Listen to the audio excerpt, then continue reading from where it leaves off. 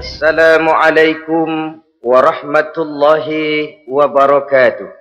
Waalaikumsalam warahmatullahi wabarakatuh. Bismillahirrahmanirrahim. Alhamdulillahi rabbil alamin. Wassalatu wassalamu ala ashrafil anbiya'i wal mursalin, imamil muttaqin, sayyidil ghurril muhajjalin, Sayyidina wa maulana Muhammadin wa ala alihi wa ashabihil mujahidin at-tahirin, amma ba'du. Saudara-saudara kaum muslimin rahimakumullah. Dalam kehidupan ini, pada satu sisi memang kita harus melaksanakan berbagai kegiatan amal ibadah.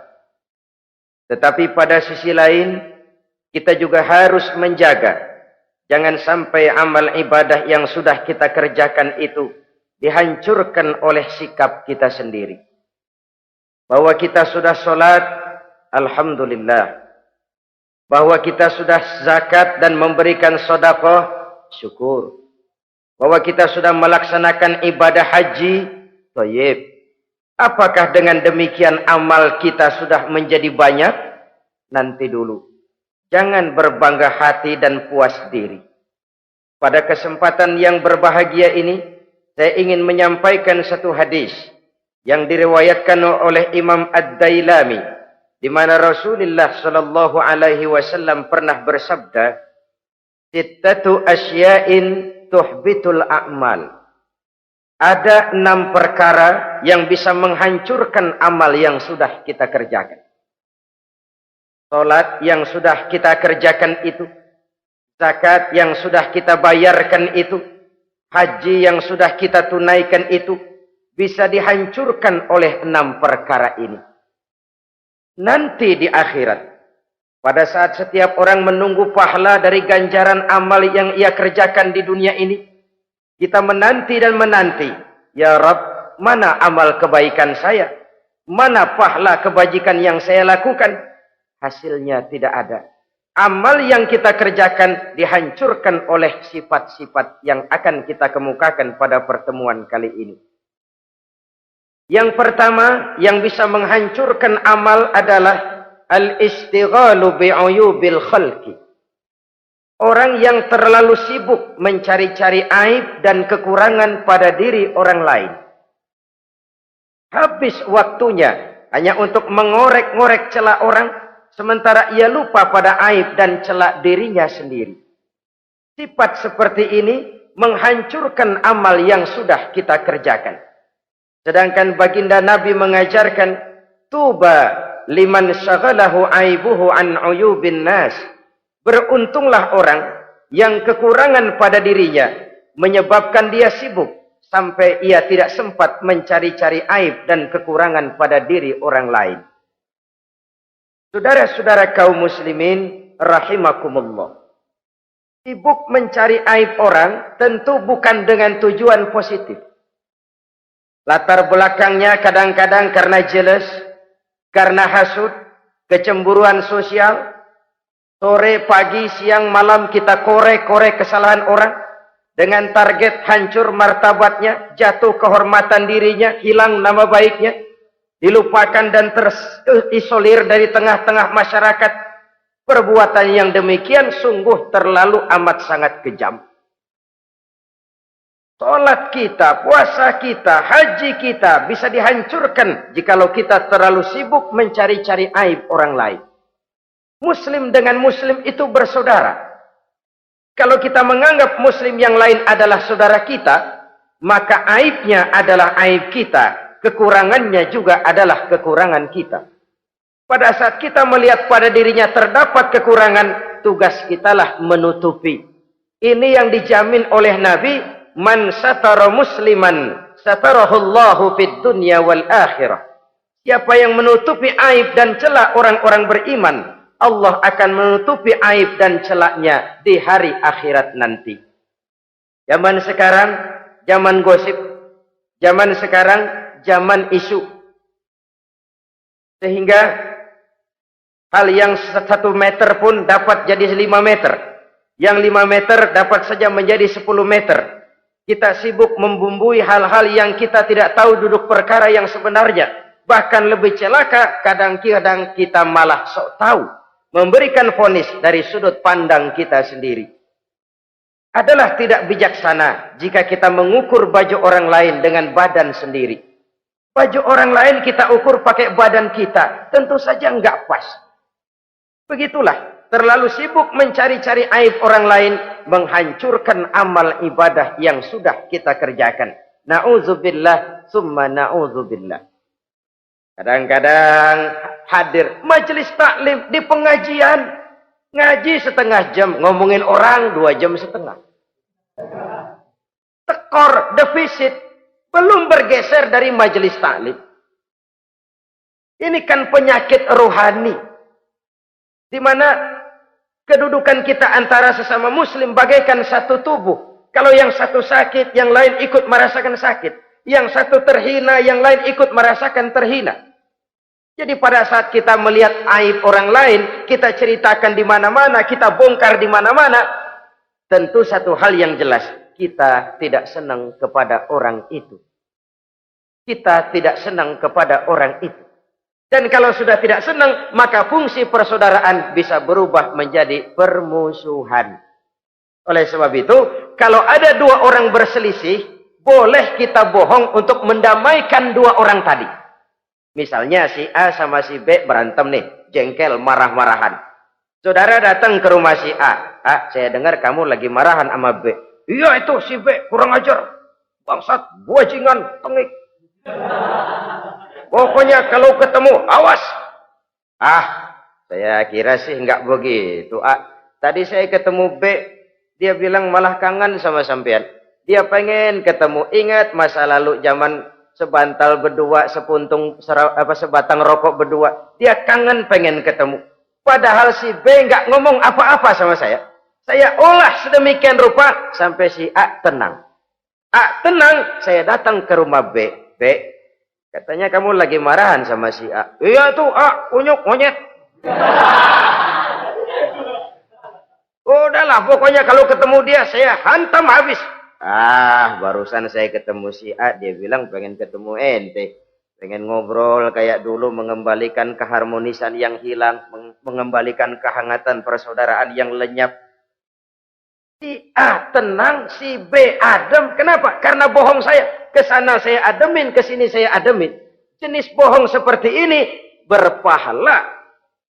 Kenapa? Tujuannya mendamaikan orang yang sedang berselisih. Tapi kan orang bermental seperti ini jarang. Yang banyak kan tukang kompor sekarang. Kalau angetin sini, angetin, murub deh. Datang sama A, lu marahan sama B. Iya, gue kesel banget sama B. Emang? Wow. Diemang-emangin. Oh, udah dah, pokoknya gue mah kalau jadi elo takut sama si B, gue buka celana, gue pakai rok deh. Si A panas. A panas, datang ke rumah B. Komporin lagi. Dua-duanya panas, koslet, terjadi perkelahian. Biang iblisnya tukang kompornya. Sampai untuk mendamaikan 2 orang yang berselisih, diizinkan berdusta. Kenapa? Prinsip Islam itu islah. Mencari jalan damai, bukan mengeruhkan suasana. Inilah realitas di tengah-tengah masyarakat. Enakan ngomporin daripada nyiramin. Enakan manasin daripada mendamaikan 2 orang yang sedang berselisih. Apalagi kalau kita punya kepentingan, main nimbrung aja kayak toge. Kagak ngerti urusan, nyampur aja nyampur. Toge kan begitu, toge. Ada laksa nimbrung, ada gado-gado ngikut, ada kredok masuk. Kagak ngerti juntrungan masalah, main nyampur aja nyampur. Ini kan tidak objektif namanya. Nah, mental seperti ini, wah, sholatnya khusyuk, zakat bayar, sedekah iya. Tapi kalau suka cari-cari aib orang, jembreng kesalahan orang di mana-mana, sholatnya, puasanya, hajinya bisa dihancurkan oleh mental yang seperti ini.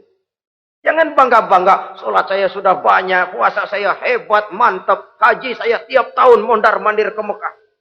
Tapi kalau mental seperti ini masih ada, waspadalah. Amal yang kita kerjakan bisa hancur oleh mental, sikap mental kita sendiri. Ini yang pertama. Yang bisa menghancurkan amal terlalu sibuk mencari-cari aib orang lain. Satu. Yang kedua, saudara-saudara, wa qaswatul qalbi. Orang yang hatinya keras, tidak mempan diberikan nasihat. Baik nasihat yang datang dari luar dirinya, ataupun nasihat yang datang dari dalam dirinya. Hatinya keras. Dikasih muka tembok, kulit badak, kuping kebo. Makhluk apa namanya itu? Wallahu a'lam. Rai gedek. Pantas ya kalau kita lihat sejarah, Islam itu turun di semenanjung Arabia. Sebagai test case. Masyarakat Arab 14 abad yang lalu dikenal keras, kasar, brutal, primitif. Dari berbagai aspek kehidupan. Standar, kalau di tengah masyarakat yang begitu keras Islam berhasil, masyarakat lain lebih mudah masuk. Rasulullah diutus di Cianjur, lalu dakwahnya sukses, saya nggak kagum. Paling-paling datang Nabi ke Cianjur disambut dengan ramah. Enggak, Rasul. Ayo nama kumaha Rasul wae, ayo nama. Pasti aman, damai, tidak ada cerita perang. Tapi Masya Allah, turun di tengah satu struktur sosial yang keras, kasar, primitif. Menghadapi orang yang hatinya keras seperti ini. Apa prinsip kebijaksanaan yang dilaksanakan oleh Rasul dalam menerapkan syariat Islam? Pertama, at-tadrij fit tasyri'. Dalam melaksanakan syariat, prosesnya melalui tahapan. Contoh. Jahiliyah dulu itu paling senang sama mabuk. Geng. Pinteler. Oh, jahiliyah itu kalau sudah mabuk, nggak cuma minum, mandi pakai arak. Subhanallah. Mandi pakai arak. Menghadapi masyarakat yang seperti ini, apa strategi syariat Islam? Mula-mula ayat yang turun.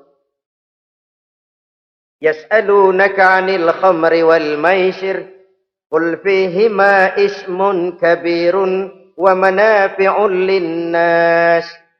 Mereka bertanya kepada Muhammad tentang arak. Katakan, arak itu ada manfaatnya tapi juga ada bahayanya. Bahayanya lebih besar daripada manfaatnya.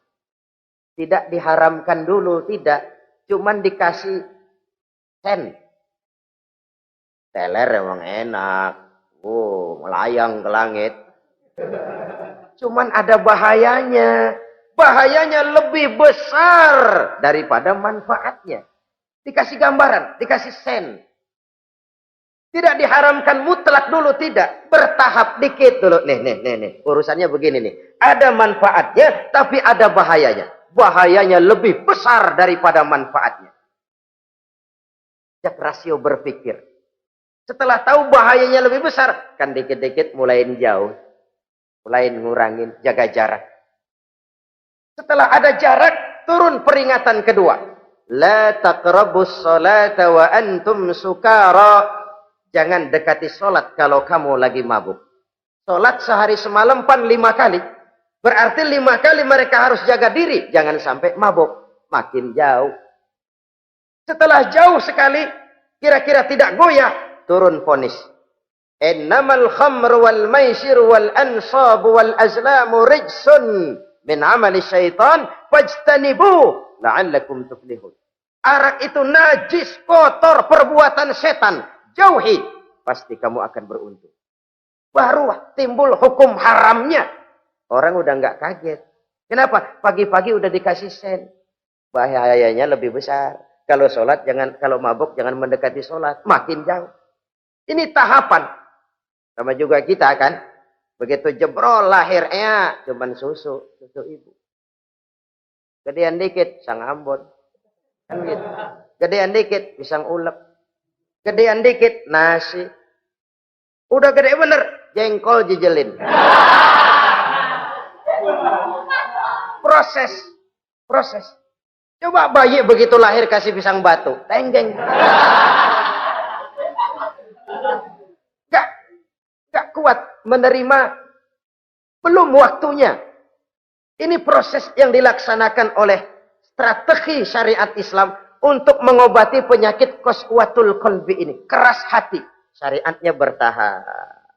Tidak drastis. Tidak kalau sudah begitu ya mesti begitu. Tidak. Konsep kedua, taklilut takalif, menyedikitkan beban. Coba kita lihat, seluruh konsep agama, kalau kemampuan melaksanakan perintah berkurang, stressing perintahnya ikut turun. Angkat tuh beras 100 kilo. Nggak kuat pak, 30 kilo dulu deh. Ntar balik lagi, lama-lama juga habis. Ini konsep untuk mengobati qaswatul qalbi. Bertahap. Semua perintah agama itu begitu. La yukallifullahu nafsan illa wus'aha. Allah tidak memberikan beban kecuali sesuai dengan kemampuan yang dimiliki oleh seseorang. Kalau kemampuan melaksanakan perintah berkurang, stres perintahnya juga ikut menurun. Salat wajib diri. Kalau mampu. Gak bisa pak salat berdiri. Salat dengan berbaring. Kalau mampu. Berbaring gak bisa pak. Pinggang kurap. Salat pakai isyarat. Kalau mampu pakai isyarat tidak bisa. Dalam hati setiap kemampuan melaksanakan perintah berkurang, stres perintahnya juga menurun. Taklilut takalif ini juga salah satu strategi mengantisipasi kerasnya hati. Nah. Konsep yang ketiga dari syariat, al-musawat bainan nas fi takalifil ahkam. Persamaan terhadap manusia di dalam berhadapan dengan hukum Allah. Kadang orang yang hatinya keras itu, logikanya jalan, ngukur suasana. Gimana sih lu? Menggerib kagak mau ke masjid? No, yang Pak Haji masih di perapatan. Yang Pak Haji disebut. Itu kan cenderung orang begitu. Kalau dia nyolong ayam, dia tunjuk orang yang nyolong kambing. Ini apologi namanya. Kenapa lo nyolong ayam? No, yang maling kambing urusin, gedean. Apologi. Lah kapan mau beres kalau begitu? Tidak introspeksi, tidak self correction. Itu apologi. Untuk menutupi kelemahan diri, menunjuk kesalahan orang lain yang lebih besar. Itu kan nggak jantan namanya. Apologi. Tidak ada sifat untuk memperbaiki diri sendiri. Karena kecenderungan ini ada, Islam menutupi itu. Dengan apa? Semua manusia sama dalam berhadapan dengan hukum Allah. Gak ada iri hati dalam hukum Islam ini. Salat wajib. Wajib. Bagi siapa? Yang sudah balik dan mampu. Terhadap semua strata. Jenderal wajib, kopral wajib. Apalagi hansip. Tidak ada fasilitas. Wah kamu jenderal nggak apa-apa dah sembahyang setahun 2 kali. Idul Fitri aja sama Idul Adha. Enggak tuh. Semua manusia sama dalam berhadapan dengan hukum Allah. Itu yang Nabi ingatkan. Orang-orang sebelum kamu dahulu hancur. Umat-umat sebelum ini rusak binasa. Kenapa? Karena mereka kalau orang kecil berbuat salah. Hukum cepat-cepat ditegakkan. Tapi kalau yang besar berbuat salah. Mereka diam pura-pura tidak tahu. Jadi apa ini? Yang namanya mafia peradilan bukan cuma zaman ayeuna. Sejak zaman sebelum Islam Nabi sudah mengingatkan. Mereka dahulu hancur. Kenapa? Kalau orang kecil berbuat salah, hukum buru-buru ditegakkan. Rame-rame dikeroyokin. Giliran yang gede berbuat salah, diam pura-pura enggak tahu. Hukum pakai pandang bulu. Saudara-saudara kaum muslimin rahimakumullah. Oleh karena itu orang yang keras hati itu bisa merusak amalnya sendiri. Enggak mempan nasihat, rai gedek, muka-muka cuek. Baik nasihat yang dari luar maupun nasihat yang dari dalam enggak mempan. Kan dalam hidup ini ada nasihat dari luar, dari orang lain, bisa dari fenomena kehidupan. Ini juga nasihat. Oh, dia itu kaya tapi pelit. Hatinya begitu ya. Katanya menteleng. Itu kan nasihat. Itu kan nasihat. Oh, dia waktu berkuasa tapi zalim, matinya begitu. Perutnya pancung.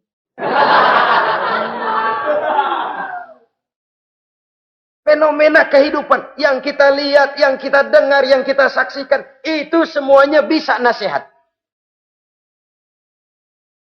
Unzuru kaifa kana akibatul mukadzibin. Lihat kehidupan ini. Dunia ini kan sebuah sekolahan besar. Semua yang kita lihat, kita saksikan, kita pelajari, bisa jadi contoh buat kita. Orang yang bijak, yang bisa mengambil hikmah dari manapun datangnya. Baik dari yang baik maupun yang dari yang tidak baik. Saudara-saudara kaum muslimin rahimakumullah, nasihat yang datang dari luar, dari orang atau dari fenomena kehidupan, atau nasihat yang tumbuh dari dalam diri sendiri, perubahan organisme tubuh, itu kan nasihat. Ya Allah, sekarang cantik jelita. Iya, sedang sweet 17-an. Rambutnya hitam ikal berderai. Iya, semua memuja, memuji. Alisnya katanya laksana semut beriring. Dagunya bak pauh dilayang. Kalau dia senyum, semua orang terpesona. Sekarang 50 tahun yang akan datang, coba senyum, kabur orang. Fenomena kehidupan. Apa yang tidak berakhir? Kenapa harus keras hati? Kita kata kita berkuasa, berapa hari kita punya jabatan? Kita kata kita kaya, berapa banyak harta kita? Kita kata kita alim, kita tahu. Apa yang kita tahu dari semesta jagat raya ini? Lalu apa yang tidak berakhir? Korun yang katanya kaya, mati itu. Fir'aun yang katanya gagah, mati. Napoleon Bonaparte, the Lion of Europe, singa daratan Eropa, mati. Saking matinya, mati.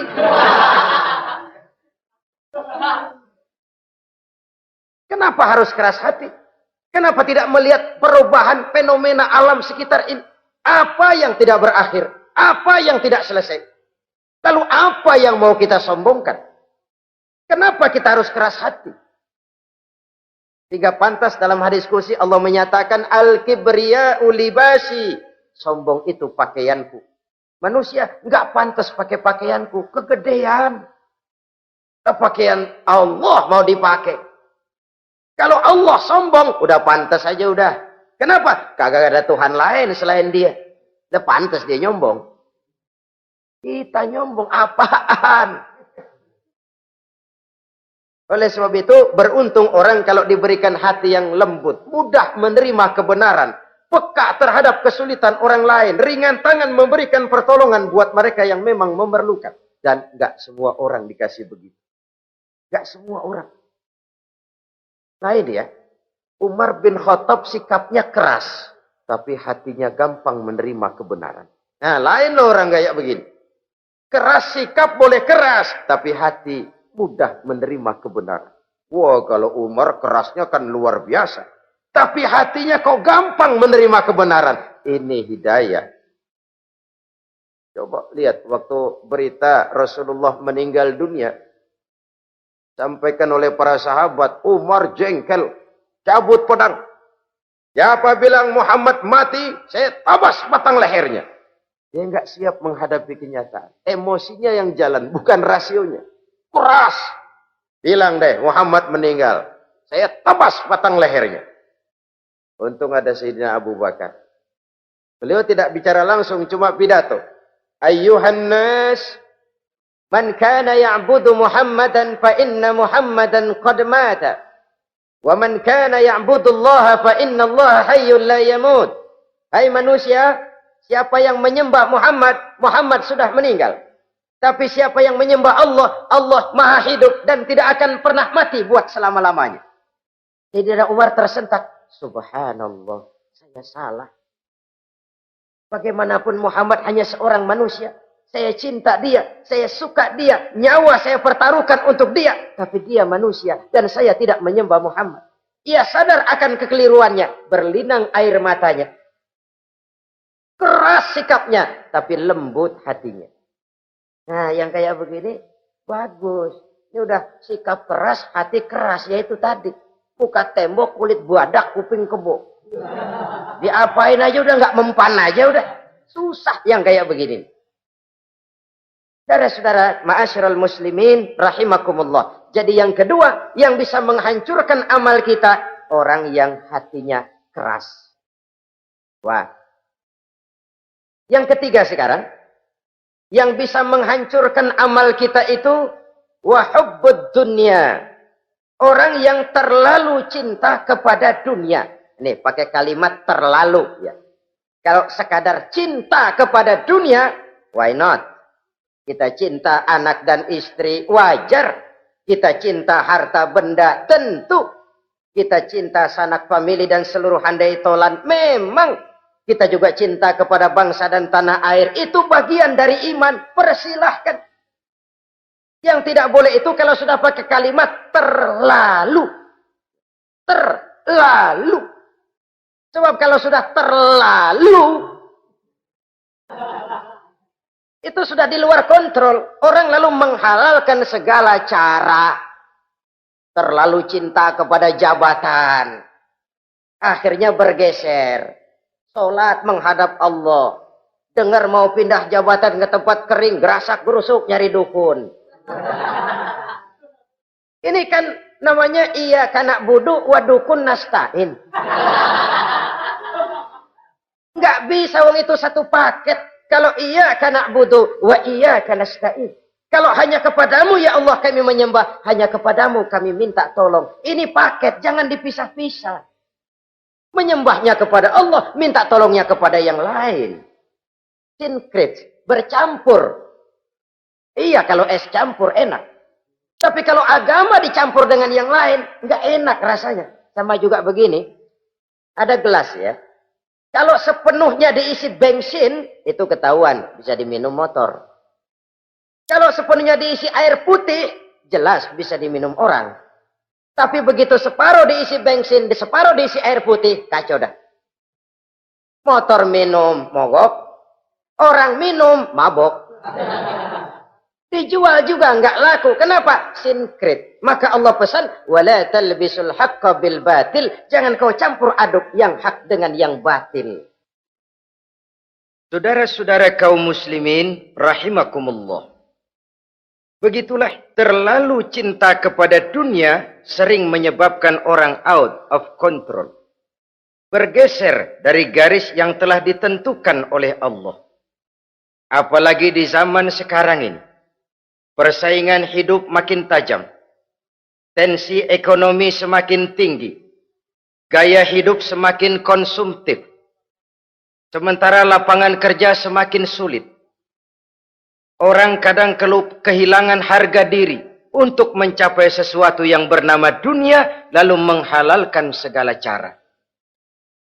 Sebab itu jangan korbankan keabadian akhirat dengan kesenangan dunia yang cuma sebentar ini.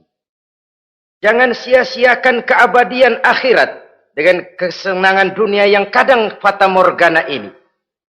Cintailah dunia, tapi sekadarnya saja. Sebagai ladang untuk menanam bagi kepentingan di akhirat nanti. Terlalu cinta kepada dunia bisa menghancurkan amal yang sudah kita kerjakan. Ini yang ketiga. Yang keempat, waqillatul haya. Orang yang sedikit rasa malunya. Rasa malu merupakan bagian daripada nilai-nilai keimanan.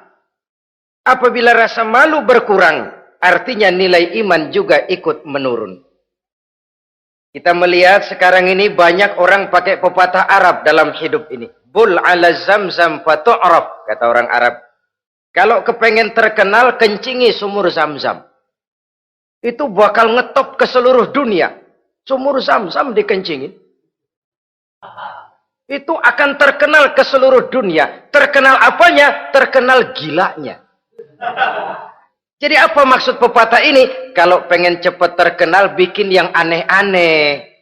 Yang orang lain nggak kerjain, kerjain. Yang orang lain nggak pakai, pakai. Nanti kan aneh, dilihat orang. Kalau dilihat orang kan cepat ngetop. Pantas apa tidak nomor 18. Yang penting terkenal aja dulu dah. Artinya apa? Rasa malu dikuburin. Rasa malu disingkirin. Kalau sudah sedikit rasa malu, tidak terhalang melakukan perbuatan-perbuatan yang negatif. Satu contoh. Tujuan utama diperintahkan berpakaian, itu kan menutup aurat. Tapi Rasul pernah mengatakan, satu saat nanti akan muncul perempuan, nisa'un, kasiyat, ariyat, ma'ilat, mumilat, ru'usuhunna ka'asnimatil bukhtil ma'ilat.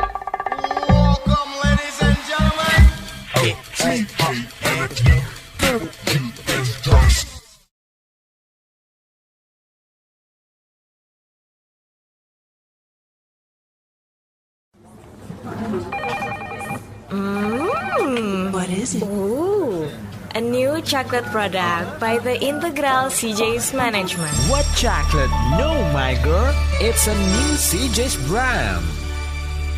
Kepalanya ditata begitu rupa persis kayak punggung onta. Itu rambut lagu apa tahu deh.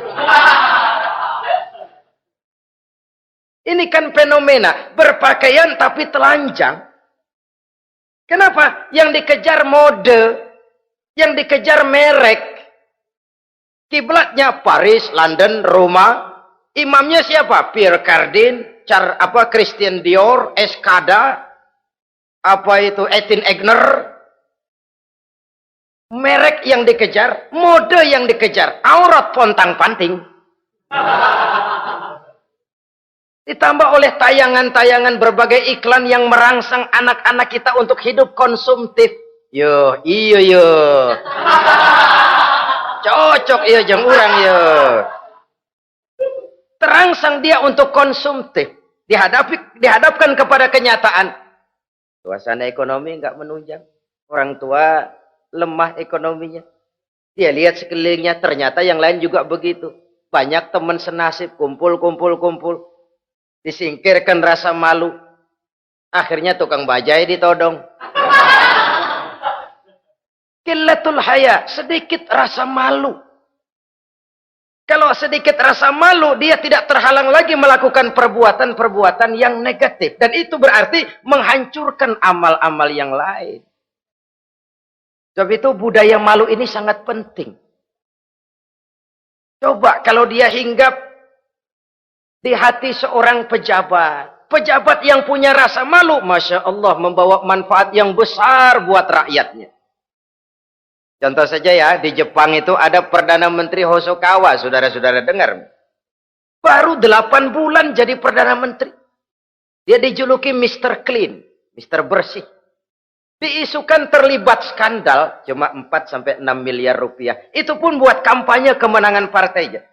Diisukan begitu rupa, malu Hosokawa.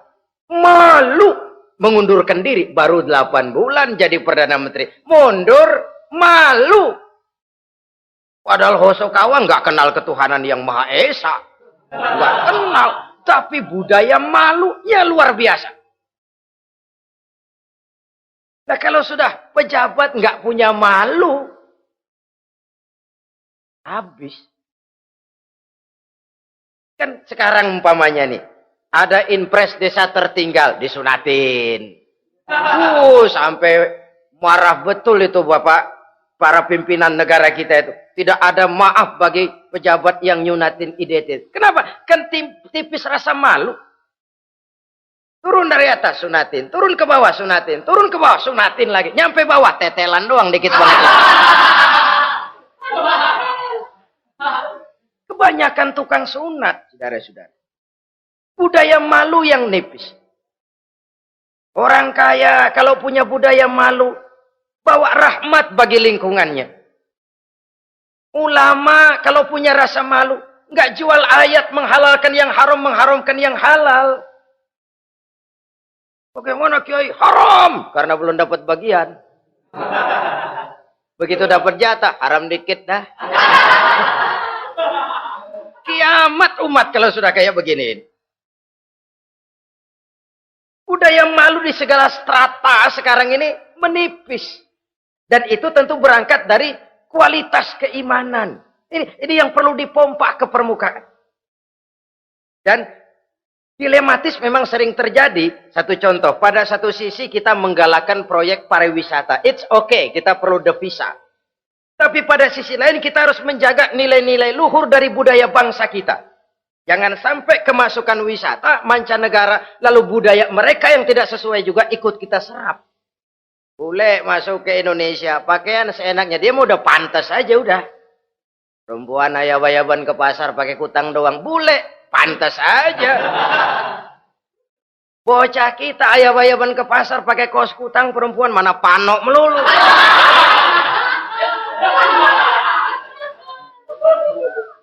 Menipisnya budaya malu. Ada standar bahwa mode, hal kedua, merek apalagi. Yang pertama itu menutup aurat dari sisi berpakaian saja. Kalau anak-anak kita diracuni oleh yang namanya mode, diracuni oleh yang namanya merek, dia akan terbuai hidup dalam alam kepalsuan. Sekarang ini hidung pesek bisa dibikin mancung. Kulit keriput jadi kenceng. Operasi plastik. Pada sisi lain pengaruh duit juga luar biasa. Ya aki-aki keriput kalau habis gusuran kenceng lagi. Pasaran keras lagi. Oleh sebab itu budaya malu ini perlu kita kembangkan. Supaya di semua strata sosial memiliki budaya yang namanya malu. Sederhana memang, tapi tidak semudah mengucapkannya. Sampai-sampai dijadikan taruhan, al-haya'u minal iman. Rasa malu itu bagian daripada iman. Dan malu yang tertinggi, kalau sudah punya malu kepada Allah, itu puncak. Puncaknya di situ. Kalau cuma malu sama mertua, ngaling aja dikit, dia kagak tahu deh. Kalau cuma malu kepada petugas keamanan, terlalu banyak tempat yang mereka nggak lihat. Tapi kalau sudah budaya malu kepada Allah, tidak sejengkal tanah pun terhalang dari pengetahuan Allah. Ini nantinya juga punya pengaruh sosial. Sosial kontrol sekarang juga sudah renggang. Dulu kalau ada hal yang dianggap aib, satu kampung tahu. Malunya selebar awak. Sekarang budaya hidup sudah individualis. Tetangga mau apa kayak cuek aja udah. Akhirnya orang anteng. Lah nggak apa-apa ini dah, tenang aja dah, besok begitu aja lagi. Sosial kontrol juga sudah agak renggang sekarang ini. Kalau dulu orang punya rasa sosial kontrol yang begitu dekat. Oleh sebab itu, budaya malu merupakan bagian daripada iman. Orang yang sedikit rasa malunya bisa lepas kontrol. Kalau dia sudah lepas kontrol, dia bisa melakukan hal-hal yang merusak amal perbuatannya sendiri. Oleh karena itu, pada pertemuan kali ini, saya juga mengajak, mari kita tumbuh kembangkan budaya malu ini. Saudara-saudara kaum muslimin, rahimakumullah. Yang kelima, yang bisa menghancurkan amal kita, watulul amal. Orang yang terlalu panjang angan-angannya.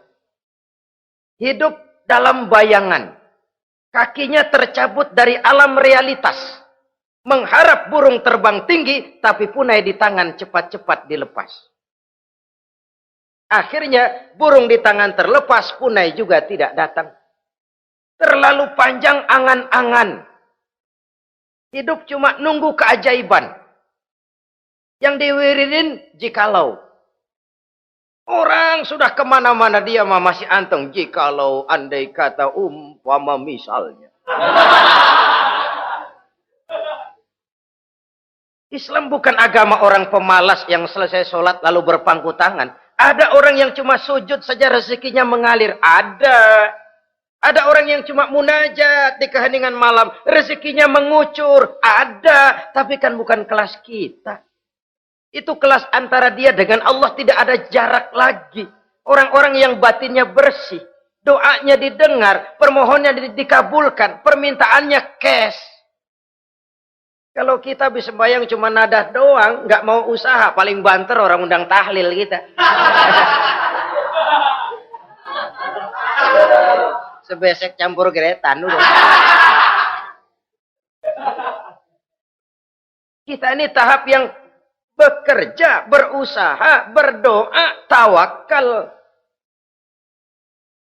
Pernah dalam satu sholat Jumat Rasulullah di masjid, ada seorang sahabat Badui datang dari pedalaman mau sholat Jumat, turun dari onta cepat-cepat masuk ke masjid.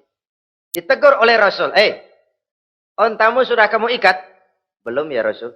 Kenapa? Saya tawakal kepada Allah. Marah Rasul. Keluar. Ikat ontamu. Masuk lagi ke masjid. Baru tawakal. Sederhana sekali. Tapi inilah gambaran kehidupan.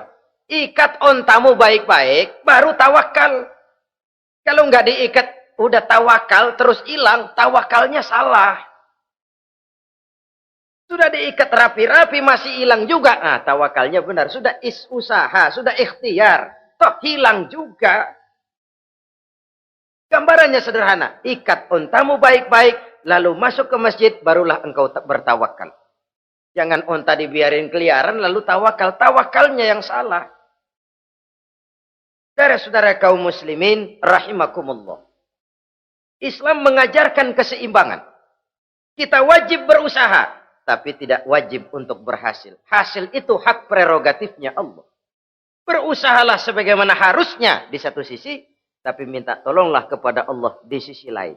Ada keseimbangan.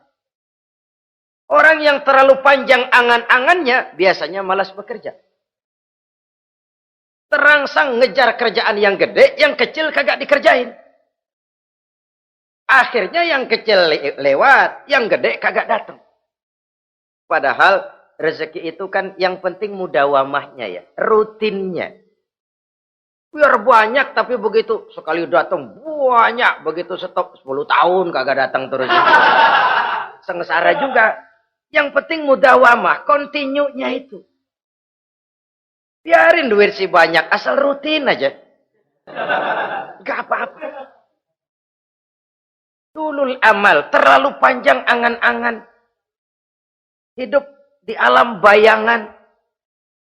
Terlepas kaki dari akar kenyataan. Hidup ini kan kenyataan, harus dihadapi secara nyata. Islam ini agama yang wajar, hiduplah secara wajar. Jangan melakukan sesuatu yang memang bukan makom kita di situ. Artinya apa? Kalau memang kita cangkir, lalu minta air seember, kan lebihnya mubazir. Cangkir, minta air diisiin seember. Buat apa lebihnya? Bukan makom kita. Jangan tercabut dari akar kenyataan. Siapa sih kita ini? Jangan ibadah baru ala kadarnya, sikap udah kayak wali. Iyalah kalau wali cuma sujud, permohonannya makbul. Kenapa? Dia dengan Allah itu nggak ada jarak. Kita, lapisan dosa kita yang bikin jarak. Makanya sering dijelaskan ya. Kalau ada hadis, siapa yang baca Bismillahirrahmanirrahim, dia lewat di atas air, beku itu air, dia bisa jalan di atas air. Bismillah saja bisa jalan di air. Tapi kan soalnya kemudian, Bismillahnya orang yang bagaimana? Model kita, maaf lah, 1000 kali baca Bismillah, lewat di empang, tenggelam kita. Bukan Bismillahnya yang lain. Yang baca mentalnya, pribadinya yang lain. Makom kita belum di situ. Kalau memang makom kita masih harus berusaha. Bahwa nanti Allah berikan rizki lewat jalan yang tidak kita sangka-sangka. Itu sih urusan Allah. Itu sih haknya Allah. Tapi urusan kita harus berusaha sebagaimana harusnya kita berusaha. Ya, emang jodoh dari Tuhan, apanya pakai nyari, nanti juga aja datang cuma nenek-nenek kali.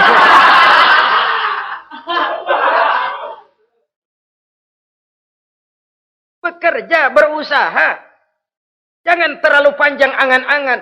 Hiduplah secara nyata, apa adanya, yang wajar-wajar saja. Tinggal di gubuk reot, hidup pakai gaya jet set. Ngagul dah. Sama merek mobil kenal banget, mobil orang-orang. Udah bukan main kalau ngomong deh. Di atas awan hidupnya. Di atas awan. Ngomong kagak ada yang kecil deh. Gak pakai juta udah. Miliar. Triliun. Ngerokok tetap aja ngombe. Silahkan mengharap burung terbang tinggi. Tapi punai di tangan jangan dilepas. Realitas apa? Idealisme boleh terbang setinggi langit. Tapi kaki tetap berpijak di alam realitas. Ayo kita ngambil contoh dari Rasulullah Sallallahu Alaihi Wasallam. Rasulullah itu kan dikasih mukjizat. Fasilitas. Tapi nggak ngandelin. Buktinya apa? Nabi hijrah ke Madinah. Itu kan manusia. Posisi kita terjepit. Ayo hijrah, hijrah, berangkat. Gak ngandelin Tuhan. Pojokin nih, dikepung. Kirim deh apaan kayak biar pada mampus nih orang ini. Enggak tuh. Enggak. Walaupun beliau punya mukjizat. Tapi enggak ngandeli. Kenapa kita enggak lihat itu? Perang Uhud kalah. Kalah. Berlumur darah dari kakinya yang mulia itu. Kalau ngandelin mukjizat, apa pantas Nabi kakinya sampai berdarah? Apa pantas sampai kalah? Kenapa enggak rekes, simsalabim, hancur musuh? Tidak, beliau tidak tercabut dari akar kenyataan. Beliau manusia, hidup dan berjuang secara manusiawi. Perkara Allah mau kirimkan mukjizat, itu haknya Allah. Waktu di Taif, saudara masih ingat. Dilontari dengan batu, menghindar ke kebun anggur. Turun malaikat Jibril, Muhammad, innallaha amaroni an uti'ak. Allah perintahkan saya datang menemuimu di sini untuk mendengar komandomu. Sekarang apa mau kamu? Kalau mau kau orang Taif yang melontari kau dengan batu hancur, saat ini saya angkat Jabal Uhud. Saya timpakan mereka biar mati semua. Bagaimana? Dalam keadaan terpojok, dilemparin batu, dikeroyokin, menghindar ke kebun anggur, turun Jibril nawarin bantuan. Apa jawab Nabi? Jangan Jibril. Jangan. Saya diutus bukan buat ngancurin orang. Saya ini rahmah bagi alam. Tapi kamu disambitin. Biarin. Saya berjuang jangka panjang Jibril. Kalau sekarang mereka ingkar. Barangkali nanti anak-anaknya mau beriman. Saya tungguin anak. Kalau anaknya kafir lagi Muhammad. Cucunya. Oh, susah Muhammad, susah. Kenapa? Bagaimana bapak begitu anak? Gak begitu. Lalu mau kamu apa? Saya mendoakan mereka. Allahumma hdi qaumi fa innahum la ya'lamun. Ya Allah, berikan hidayah kepada mereka yang nyambitin saya. Karena mereka enggak tahu. Disambitin, berdarah, yang nyambitin didoakan. Pada satu sisi ini menunjukkan tingginya akhlak Nabi. Pada sisi lain ini menunjukkan Nabi juga mengatur strategi secara manusia. Tidak simsalabim. Tidak tercabut dari akar kenyataan. Padahal kita kalau lagi kepepet ada yang nolongin, kan demen banget. Kali mah kalau kita yang jadi nabi tuh, disambitin orang, turun Jibril, bagaimana hancurin? Sikat Jibril dah. Habisin aja, habisin. Hijrah ini usaha ikhtiar manusiawi. Perang kalah manusiawi. Putra tercinta wafat, berlinang air mata, manusiawi. Sakit, manusiawi. Padahal punya mukjizat. Tapi nggak ngandelin. Semua nabi juga gitu. Nabi Musa dikasih tongkat. Tapi berapa kali tuh tongkat dipakai? Waktu ngelawan tukang sihir. Waktu nyebrang di Lautan Merah. Itu aja. Selebihnya Nabi Musa berjuang secara manusia. Berusaha. Gak mentang-mentang punya mukjizat. Tongkat tiap dapat kesulitan. Awas tongkat.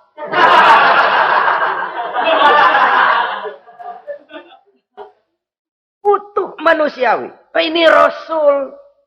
Kenapa kita nggak lihat itu? Kenapa kita lalu tercabut dari akar kenyataan dan hidup dalam khayalan? Sampai-sampai di satu anekdot yang menyentuh. Sekarang ini akibat tayangan-tayangan televisi begitu rupa. Ada seorang bapak ditanya sama anaknya. Pak, Tuhan sama Batman kuatan mana sih? Logikanya sudah dipenuhi oleh gambaran Batman. Bahwa Batman itu kuat, gagah, menolong yang lemah. Timbul logika. Kuatan mana sama Tuhan katanya. Pengaruh yang dia lihat itu membentuk opini. Sama juga sekarang coba lihat ibu-ibu. Kalau udah Cassandra, itu masakan ditinggal tuh angus di dapur. Angit tuh tempe juga. Saudara-saudara kaum muslimin, rahimakumullah. Begitulah yang kelima, yang bisa menghancurkan amal kalau orang terlalu panjang angan-angan. Hiduplah secara wajar karena Islam memang agama yang wajar. Jangan melakukan sesuatu yang memang bukan makom kita di situ. Jangan melakukan sesuatu yang memang bukan posisi kita di situ. Kullun ya'mal ala syakilatih. Jangan minta ayam menggonggong.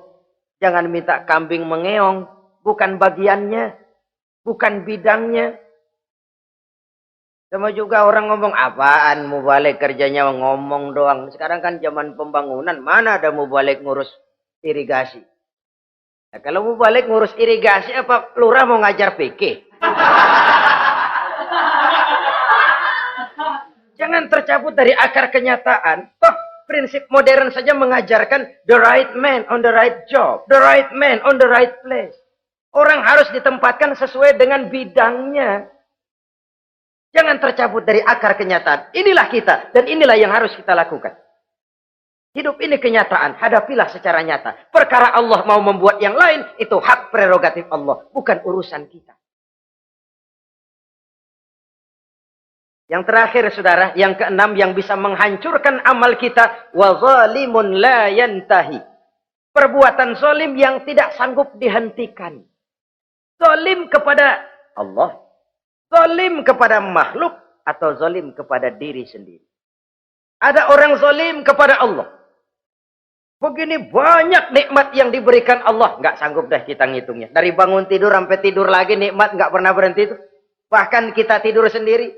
Sadar nggak kita waktu tidur nggak berdaya? Coba ketika kita ngorok pulas, andai kata kecoa 16 masuk ke kuping kita. Siapa yang mau jagain?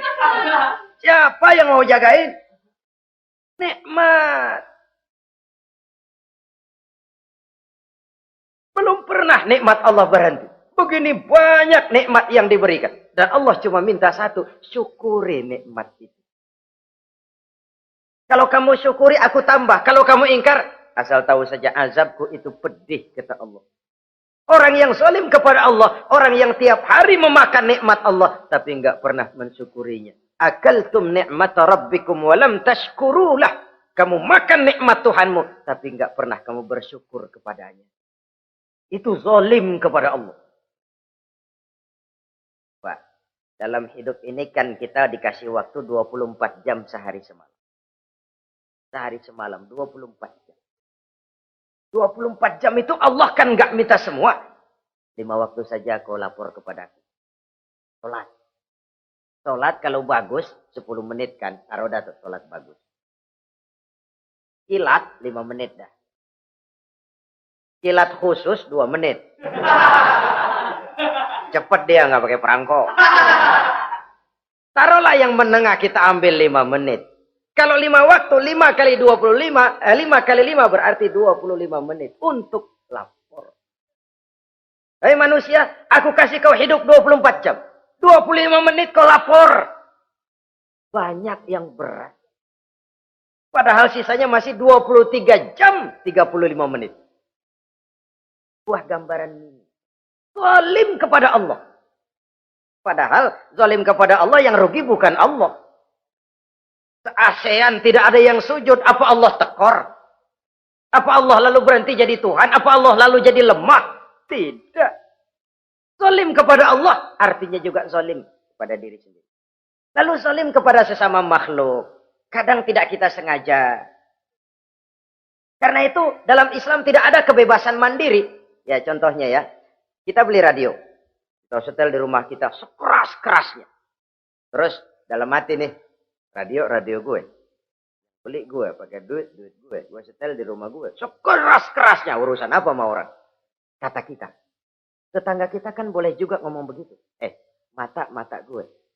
Yang ngantuk gue. Gue tidur di kamar gue. Ngapa suara radio lu masuk kemari?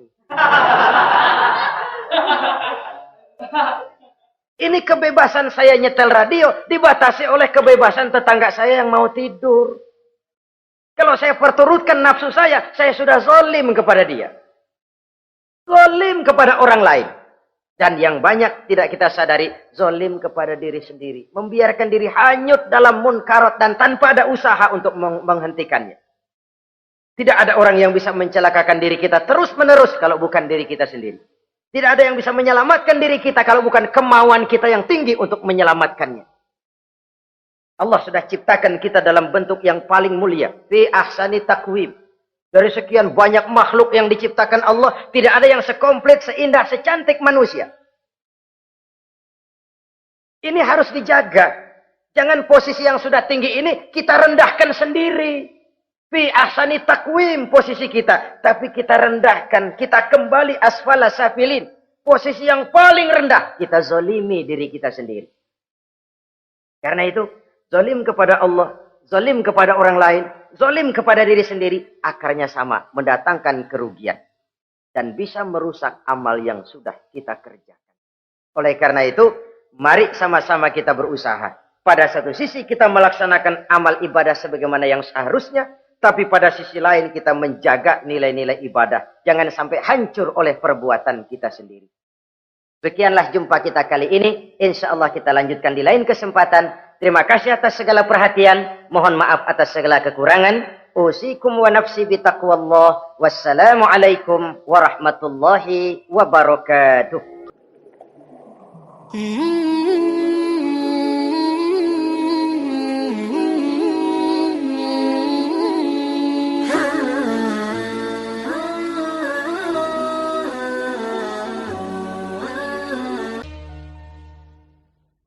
Assalamualaikum warahmatullahi wabarakatuh. Waalaikumsalam warahmatullahi wabarakatuh. Bismillahirrahmanirrahim.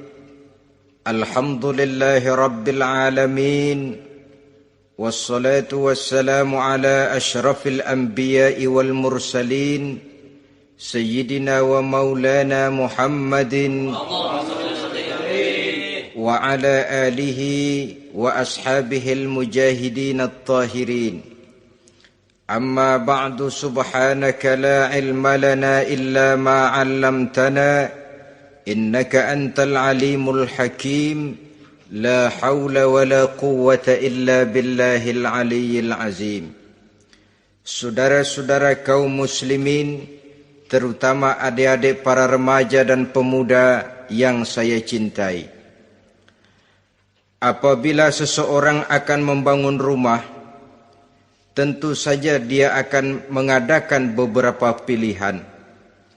Sejak dari memilih lokasi di mana rumah itu akan didirikan, sampai kepada menentukan bahan-bahan kualitas yang akan dipakainya, sampai kemudian kepada wujud dan bentuk rumah yang akan ditinggalinya. Demikianlah bahwa untuk membangun sebuah rumah yang hanya untuk menaungi kehidupan di dunia ini, kita mengadakan berbagai macam pilihan. Apalagi kalau kita akan membangun sebuah rumah tangga yang kita harapkan tidak hanya akan menaungi kehidupan di dunia ini, tidak hanya untuk kepentingan kita saja, tetapi juga untuk kepentingan anak cucu kita di belakang hari, termasuk sampai kepada hari akhirat nanti. Oleh karena itu, pada pertemuan kali ini, saya hanya ingin khusus berbicara kepada adik-adik remaja dan para pemuda, bagaimana sebaiknya memilih jodoh menurut ajaran agama Islam. Dalam Al-Quran, Allah Subhanahu wa ta'ala menjelaskan, Zuyyina linnasi hubbus syahawati minan nisa. Bahwa manusia, apapun jenisnya, asal dia bernama manusia, dihiasi dengan perasaan cinta kepada perempuan. Jadi sejak dahulunya secara fitrah, laki-laki senang kepada perempuan, sebagaimana perempuan pun senang kepada laki-laki. Dihiasi rasa cinta ini dalam kehidupan manusia. Dan oleh karena adanya rasa cinta, berkembanglah segala macam persoalan. Sehingga seorang ahli cinta pernah berkata, cinta adalah 5 huruf yang membuat persoalan tidak akan pernah selesai. 5 huruf yang membuat persoalan tidak akan pernah selesai-selesai. Tetapi dalam kehidupan sehari-hari sering kita saksikan bahwa cinta ini bisa mendorong memberikan motivasi yang baik, dan cinta ini pun bisa juga memberikan dorongan yang tidak baik. Oleh karenanya, apabila cinta itu ibarat setetes embun yang jatuh di bumi yang subur, akan tumbuhlah di atasnya aneka ragam bunga-bungaan yang harum semerbak, indah mewangi, sedap dipandang orang, menebarkan rasa aman, damai, sentosa, dan begitu selanjutnya. Tapi jika cinta itu jatuh di hati yang gersang dan tandus, tidak ada yang akan dapat tumbuh di sana selain sirih memanjat batu, kuning daunnya, lemah gagangnya, maka cinta yang semacam itu tidak akan memberikan dorongan positif kepada seseorang di dalam kehidupannya. Maka lebih dahulu kita akan membicarakan cinta dalam artian yang positif ini, untuk nanti sampai kepada perempuan yang bagaimana yang harus kita cintai, atau laki-laki yang bagaimana yang harus dicintai oleh seorang perempuan. Saudara hadirin yang saya hormati, cinta dalam artian yang positif, pertama, dia selalu mendatangkan keindahan. Yang kedua, cinta itu memberikan energi atau semangat untuk berjuang. Dan yang ketiga, cinta itu selalu membawa resiko dalam bentuk pengorbanan. Maka cinta yang positif pertama melahirkan keindahan. Disinilah orang memerlukan filter atau saringan. Sebab keindahan yang didasarkan karena cinta itu merupakan satu keindahan yang relatif saja. Boleh jadi karena indah orang jadi cinta, boleh juga jadi karena cinta segala sesuatu terasa jadi indah. Namun bagaimanapun juga, kalau hati sudah diliputi oleh rasa cinta, segalanya akan terasa menjadi indah. Cinta itu adalah keindahan. Yang kedua, cinta itu energi, melahirkan dorongan dan semangat. Yang lemah bisa menjadi kuat, yang takut bisa menjadi berani, yang jauh jadi terasa dekat. Itu semua karena dorongan cinta. Dan dari energi ini lahirlah yang ketiga, bahwa cinta adalah pengorbanan. Sehingga orang berkata, berani bercinta artinya harus berani berkorban. Takut berkorban, jangan bercinta. Kalau cinta ini kita salurkan kepada nilai-nilai agama umpamanya, yang pertama, cinta mendatangkan keindahan. Kita cinta kepada agama, maka apapun yang diperintahkan oleh agama akan terasa menjadi indah. Solat akan terasa menjadi indah. Puasa terasa menjadi indah. Zakat terasa menjadi indah. Jihad pun akan terasa menjadi indah. Persis kalau kita cinta kepada seorang gadis. Jika kita cinta kepada seorang gadis, apanya saja akan kelihatan menjadi indah. Jalannya terasa indah, lenggang-lenggoknya terasa indah, suaranya merdu padahal cemprengnya bukan main. Seluruhnya akan mendatangkan keindahan karena dasarnya sudah cinta. Cinta membawa kepada keindahan. Yang kedua, cinta itu melahirkan energi. Orang yang cinta kepada agama akan lahir tenaga dan semangatnya melaksanakan ibadah, melaksanakan puasa, melaksanakan zakat, melaksanakan solat, melaksanakan haji, bahkan melaksanakan jihad sekalipun. Cinta selamanya menimbulkan energi dan semangat. Sama saja dengan kita apabila jatuh cinta kepada seorang gadis, Walaupun rumahnya jauh, katanya, gunung pun akan kudaki, lautan pun kuseberangi. Untuk apa itu? Untuk menemui apa yang kita cintai. Cinta selamanya melahirkan energi. Capek tidak terasa, lelah tidak terasa, semuanya tertutup oleh keindahan yang bernama cinta. Lalu yang ketiga, cinta membawa pengorbanan. Apabila kita cinta kepada agama, maka pengorbanan terhadap apapun yang diminta oleh agama, baik itu pengorbanan waktu, tenaga, pikiran, harta, bahkan pengorbanan nyawa sekalipun, kita tidak akan berat melaksanakannya karena cinta kita kepada agama yang kita anut ini. Demikian juga cinta kita kepada seorang perempuan akan membuat kita rela berkorban. Apapun yang dia minta, jangankan kita tidak mampu, kita tidak mampu sekalipun, kita masih berusaha untuk mampu guna memenuhi tuntutan si buah hati belahan jantung. Kadang-kadang malam minggu si doi ngajak nonton, umpamanya duit tidak ada, gajian belum, kerja enggak. Timbullah inisiatif, entah sepatu kita jual ke tukang loa, entah celana mampir dulu ke tempat lain. Yang penting kita berkorban untuk memenuhi permintaan si buah hati belahan jantung. Ketika itu pengorbanan sudah tidak kita rasakan lagi. Bahkan pengorbanan yang paling pedih sekalipun, dalam gurau, dalam bercanda misalnya, dicubit kita oleh kekasih kita, pedih bukan main, terkelupas kulit, mengalir darah, bukan nangis, nyengir.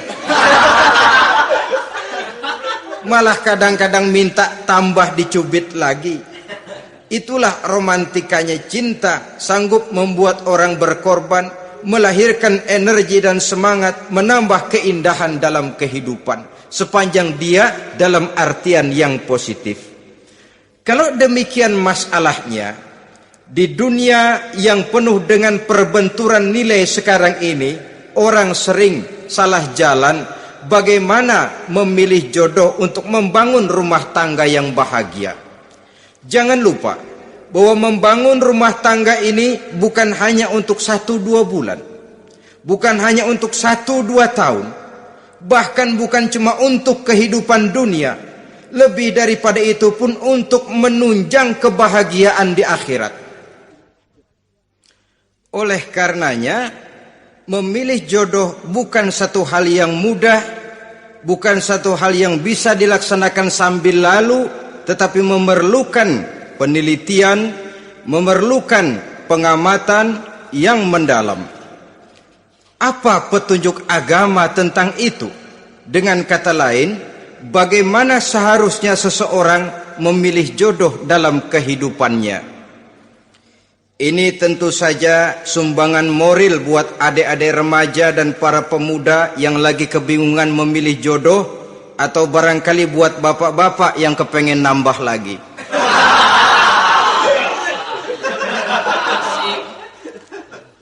Mohon maaf kepada ibu-ibu, saya tidak menganjurkan, cuma ngajarin.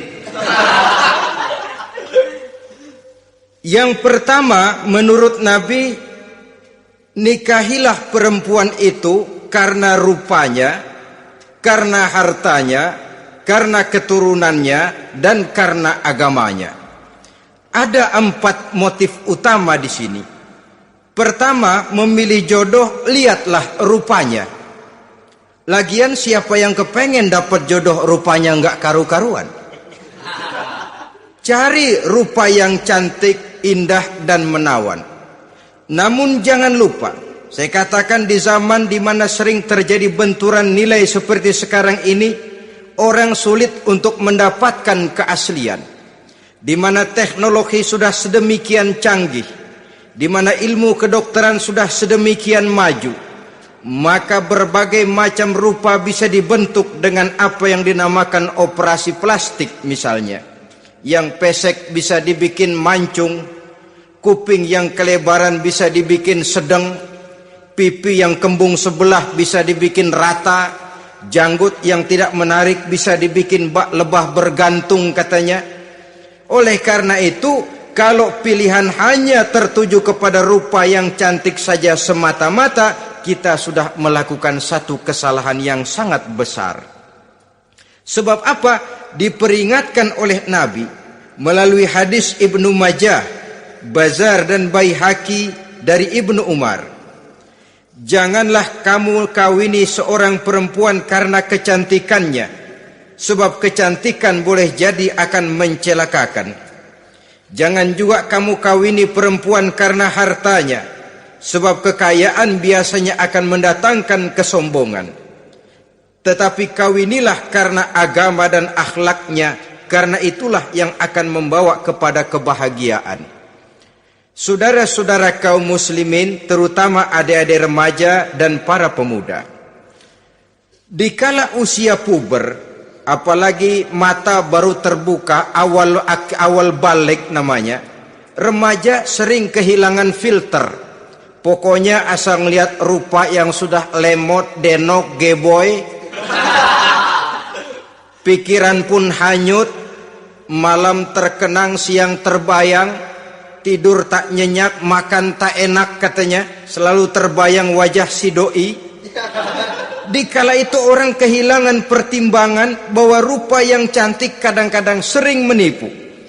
Diriwayatkan oleh Imam Ibnu Abbas, satu hari ketika sedang kumpul dengan para sahabat, lewatlah orang dengan potongan potongan orang kaya. Kelihatan kan, orang kaya sama orang miskin jalannya aja lain kan. Jalannya saja, jangan gaya hidupnya, jalannya saja lain. Lewat dia, Rasul bertanya kepada seorang sahabat, menurut pendapatmu bagaimana orang yang lewat itu? Kata sahabat, oh yang lewat ini ya Rasul, kalau dia meminang perempuan pasti diterima. Kalau dia menolong orang pasti berhasil. Kalau dia ngomong pasti didengerin. Kenapa? Orang kaya. Orang kaya ya Rasul. Kalau dia minang, perempuan mana yang kagak bisa menerima kalau dipinang oleh orang kaya? Biar mukanya udah belipet kayak dompet tanggung bulan. Kalau memang duitnya banyak, nggak kelihatan tuh muka yang belipet, yang kelihatan duit. Kalau dia nolong orang, pasti berhasil apa yang dia tolong itu. Kalau dia ngomong, pasti didengerin orang, walaupun omongannya biasa-biasa saja. Kenapa? Orang lihat penampilannya. Sudah, ketika orang itu lewat, beberapa lama kemudian lewat lagi seseorang yang kelihatannya miskin. Rasul tanya lagi, kalau orang ini bagaimana pendapat kamu? Wah, potongan begini sih Rasul, kalau dia minang orang tolak. Siapa yang mau kawin sama kere begini? Kalau dia nolong orang pasti nggak berhasil. Kalau dia ngomong kagak bakalan ada yang mau dengerin. Siapa yang mau dengerin orang susah ngomong? Setelah orang itu lewat, apa kata Rasul? Orang yang terakhir yang lewat ini, yang barusan lewat, jauh lebih baik dari yang pertama yang lewat tadi. Jauh lebih baik. Maksud dari ucapan ini, Rasul sebenarnya mendidik para sahabat jangan tertipu oleh penampilan. Sebab penampilan tidak selamanya mencerminkan keaslian. Apalagi di zaman sekarang, salon di mana-mana bejibun. Alis mata bisa dibikin, pipi bisa dicat, yang pinggir kuning, yang tengah merah, di sebelah merah ada yang kehitam-hitaman, persis orang kepentok tiang listrik.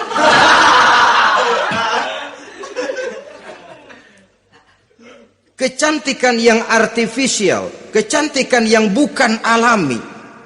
Karena itu silakan saja cari yang cantik, tapi jangan terpaku sampai di situ.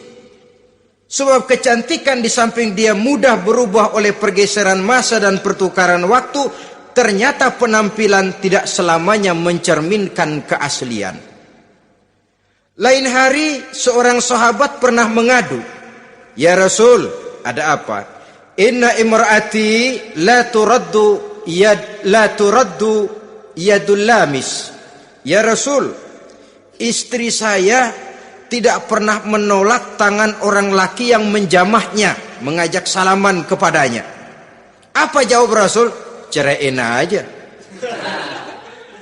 Tapi hati saya berat ya Rasul, saya cinta betul sama dia. Ya kalau hatimu berat, jaga dia baik-baik. Nah, dari riwayat ringkas ini kita ambil satu perbandingan. Memang punya istri berwajah cantik itu kadang-kadang si malakama kalau imannya tidak kuat. Si malakama. Kita diemin aja, binal, makan hati, nggak aman, nggak tentram. Jangan-jangan saya berangkat ke kantor, dia ngompreng. Buah si malakama. Seperti orang tadi, ya Rasul. Istri saya kelihatannya sebenarnya tidak negatif maksudnya ini. Cuma bersalaman, tapi terlalu ngobrol. La turaddu yadul lamis. Tidak pernah menolak orang yang ngajak salaman. Ya sekedar salaman. Tapi kan awalnya dari salaman. Kalau sudah salaman kan strum bisa ngederdet dari tangan situ. Kata Rasul sederhana saja. Ya kalau memang begitu ceraiin. Saya nggak kuat Rasul. Saya cinta betul sama dia. Kalau kau tak kuat berpisah dengan dia, jagalah dia baik-baik. Ajar, didik, tanamkan rasa keagamaan di dalam hatinya. Saudara-saudara kaum muslimin, jadi rupa yang cantik tanpa didasari oleh nilai-nilai agama akan membuat seorang suami di rumah tangganya seperti si malakama. Seperti berhadapan dengan buah si malakama kalau tidak diiringi dengan nilai-nilai moral yang luhur dan bekal agama yang tangguh. Akan pergi jauh dari rumah rasanya tidak aman. Sedangkan di rumah saja siapa yang akan mencari nafkah?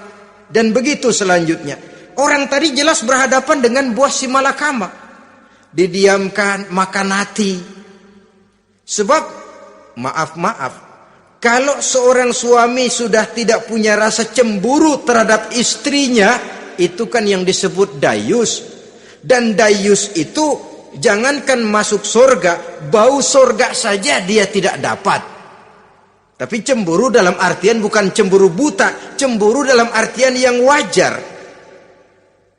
Dia cemburu, akan dikerasi takut kalau istrinya minta cerai, sedangkan dia cintanya sudah kadung medok bener. Si malakama jadinya.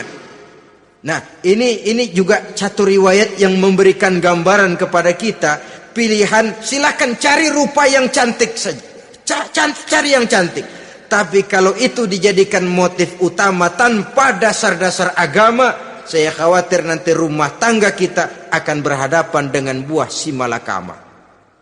Jadi adik-adik remaja, usaha, ikhtiar, cari yang cantik, yang kira-kira nggak membosenin, supaya kita betah tinggal di rumah, supaya kita merasa ada tempat berbagi rasa, ada tempat kita bernaung. Sebab kalau nyari bini sebini-bininya mah, ya jodoh di tangan Tuhan, kagak usah nyari juga ntar datang diri umpamanya. Iya kalau yang datang peot. Orang harus berusaha walaupun pada akhirnya jodoh toh memang ditentukan Allah. Kan 3 hal yang kita tidak bisa menentukan itu katanya. Maut, rezeki, jodoh. Itu yang masuk mysterious problem. Problem yang misterius. Maut, misterius. Kapan kita mati, kita sendiri tidak tahu. Tahun depan, 50 tahun lagi, 100 tahun lagi, tidak pernah seorang pun diberitahu. Tapi yang pasti dia bakal datang. Kapan dan di mananya, kita tidak tahu. Bisa di rumah, bisa di masjid, ya alhamdulillah. Bisa di majelis taklim, syukur. Bisa di medan perang membela agama, bagus. Pasti dia akan datang. Maut, mysterious problem. Sesuatu yang kita tidak tahu kapan datangnya. Rezeki, gitu juga. Sehingga orang sering bilang, rezeki katanya kayak bayangan. Kita ubur-ubur, dia lari. Kita diam, dia mah diam. Setengah mati kita uber-uber. Emang ukuran segitu, segitu aja. Begitu kita nggak ngapa-ngapain, datang yang bawain rezeki. Namanya rezeki itu mysterious problem. Kadang-kadang ngobek, sungsang, sumbul, udah segala tanah orang kita ukur-ukurin. Udah segala ngomong sudah nggak ada yang loh, tuh sudah buta. Tapi memang bayangan kalau belum rezeki ya belum. Kadang-kadang nyari kode sampai tidur di kuburan. Belepotan tanah kuburan loh. Yang aneh lagi kadang-kadang orang gila ditanyain. Allahu Akbar, ini kode-kode zaman sekarang ini. Sampai orang waras nanyain orang gila itu gimana itu. Ini sudah efek yang betul-betul negatif. Sudah jelas orang gila kok ditanya. Apa kira-kira yang nanya nggak lebih gila dari yang gila itu?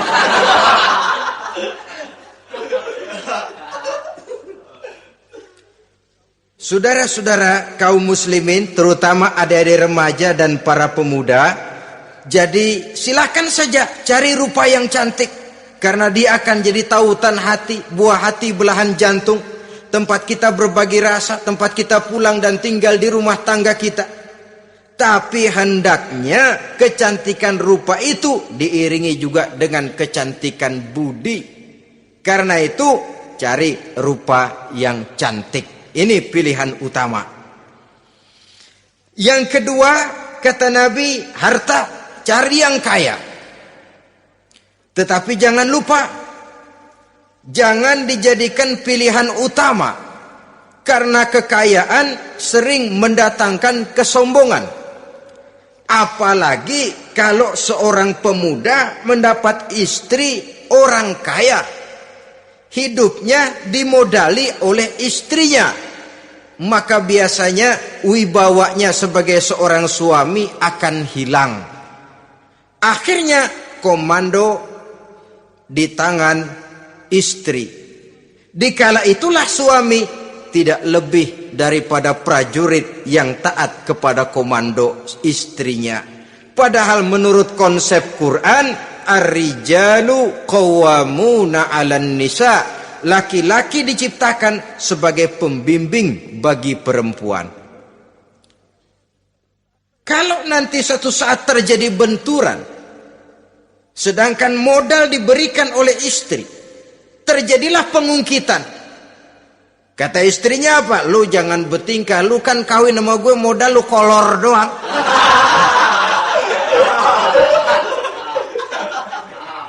Kalau sekarang bertingkah silakan keluar rumah. Bawa seperti engkau datang dulu, jangan bawa apa-apa. Pergilah seperti engkau datang dulu kemari. Hilanglah wibawa seorang suami.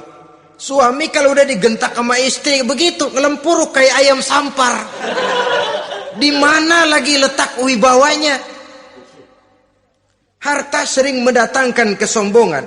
Oleh karena itu, walaupun diperintahkan cari yang keturunan orang kaya, tapi maksudnya jangan dompleng. Sebab kepribadian seorang suami akan ditentukan oleh sifatnya sendiri. Keberadaannya ditentukan oleh karya dan perbuatannya sendiri. Itulah yang akan menampilkan kepribadian dia dalam kehidupan di masyarakat ini. Saudara-saudara kaum muslimin, terutama adik-adik remaja dan para pemuda, kan kadang-kadang di zaman sekarang kan kelas-kelas gigolo, playboy ya, nyari tante-tante kesepian, mejeng-mejeng di pinggir-pinggir jalan dengan harapan apa? Ya barter lah, tukar tambah. Nah, supaya dapat rokok, dibelikan pakaian, motor dan sebagainya. Tapi yang jelas hilang harga diri sebagai laki-laki, dan itu yang paling mahal. Kalau seorang laki-laki sudah kehilangan harga diri, apalagi yang bisa dibanggakan dalam kehidupan ini? Apa artinya naik mobil kalau kepala tertunduk ke bawah? Apa artinya jalan di tengah masyarakat kalau kita tidak bisa menengadah dengan satu kebanggaan? Hilangnya harga diri merupakan kehancuran awal dari sebuah pribadi yang untuk jangka panjang kita tidak akan bisa lagi berbuat banyak. Tanpa harta orang memang sulit untuk bahagia, tapi harta semata-mata bukan merupakan jaminan bahwa orang lantas akan bahagia. Saya barangkali harus berkata, banyak orang miskin yang kaya, tapi tidak sedikit orang kaya yang miskin. Saya ulangi ini, banyak orang miskin yang kaya, tetapi tidak sedikit orang kaya yang miskin. Nah, bagaimana pengertiannya? Orang miskin yang kaya, materinya sederhana, peralatan rumah tangganya sederhana, tapi hatinya kaya. Oleh karena hatinya kaya, jiwanya lapang. Sebaliknya, orang kaya yang miskin, di tengah kelimpahan materi yang berlimpah, segalanya serba ada, hatinya yang miskin. Kelimpahan materi tidak akan sanggup mengobati kemiskinan hatinya. Sehingga di tengah kehidupan yang serba ada, dia masih merasa kurang, maka dia tidak pernah cukup. Di tengah kemilauan dan gemerlapan serta glamornya rumah mewah, dia merasa hidup di tengah gurun pasir yang gersang dan tandus. Karena itu, biarlah miskin harta tapi kaya budi, daripada kaya harta tapi miskin budi. Lebih utama lagi, kaya harta, kaya budi. Itu idealnya. Dasar pilihan ketiga sesudah rupa dan harta menurut Nabi, keluarga. Faktor keturunan sangat menentukan. Pepatah mengatakan, buah apel akan jatuh tidak terlalu jauh dari pohonnya. Biasanya kalau bapak kalong anak kampret, bapak nyolong anak nyopet. Itu fotokopi. Saudara-saudara, sungguh pun demikian, faktor keluarga bukan merupakan yang paling dominan, karena segalanya memang bergantung kepada hidayah dari Allah Subhanahu wa ta'ala. Kalau hidayah datang, bisa saja anak maling bisa jadi kiai. Kalau hidayah datang, bisa saja anak nabi malah ikut bersama orang-orang kafir. Pada akhirnya orang mau besar atau tidak, bukan dengan jalan menyempeng kepada keturunan orang lain, tapi ditentukan oleh kepribadian dirinya sendiri. Tidak bisa kita menjadi besar dengan menyebut kebesaran orang lain. Itu sebabnya dicontohkan oleh Imam Ali pada saat beliau berkata, "Laisal fata may yaqulu kana abi, walakinnal fata may yaquluha anadha." Anak muda yang gentleman adalah anak muda yang berani berkata, "Inilah saya." Bukan anak muda yang membanggakan leluhurnya. Ini kan zaman sekarang ini lagi ngetop-ngetopnya lagu-lagu cengeng katanya dah. Sebenarnya menurut saya bukan cuma lagu cengeng yang jadi masalah. Lagu cengeng cuma satu efek dari sikap yang lebih utama dari itu, yaitu mental cengeng. Kalau mental sudah cengeng, apapun yang kita lakukan akan jadi cengeng. Tidak cuma lagu, kebudayaan yang lahir akan kebudayaan cengeng. Jadi pengusaha cengeng, jadi pejabat cengeng, jadi kiai cengeng. Kenapa? Mental cengeng. Di antara mental cengeng itu apa? Mengandalkan fasilitas atasan. Kalau tidak ada fasilitas dari atas, lantas tidak bisa berbuat apa-apa, cengeng. Menjadi besar bukan karena karier pribadi, tapi karena nasib katrolan. Itu pun termasuk mental cengeng. Sedikit gagal, bagaimana sedikit jalan buntu, sedikit deadlock, lu ngapain lu melulu?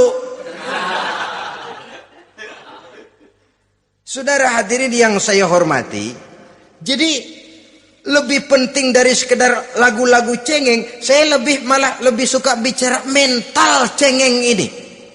Mental yang cepat putus asa. mental yang tidak mau mengeluarkan usaha maksimal, mental yang hanya mengandalkan fasilitas.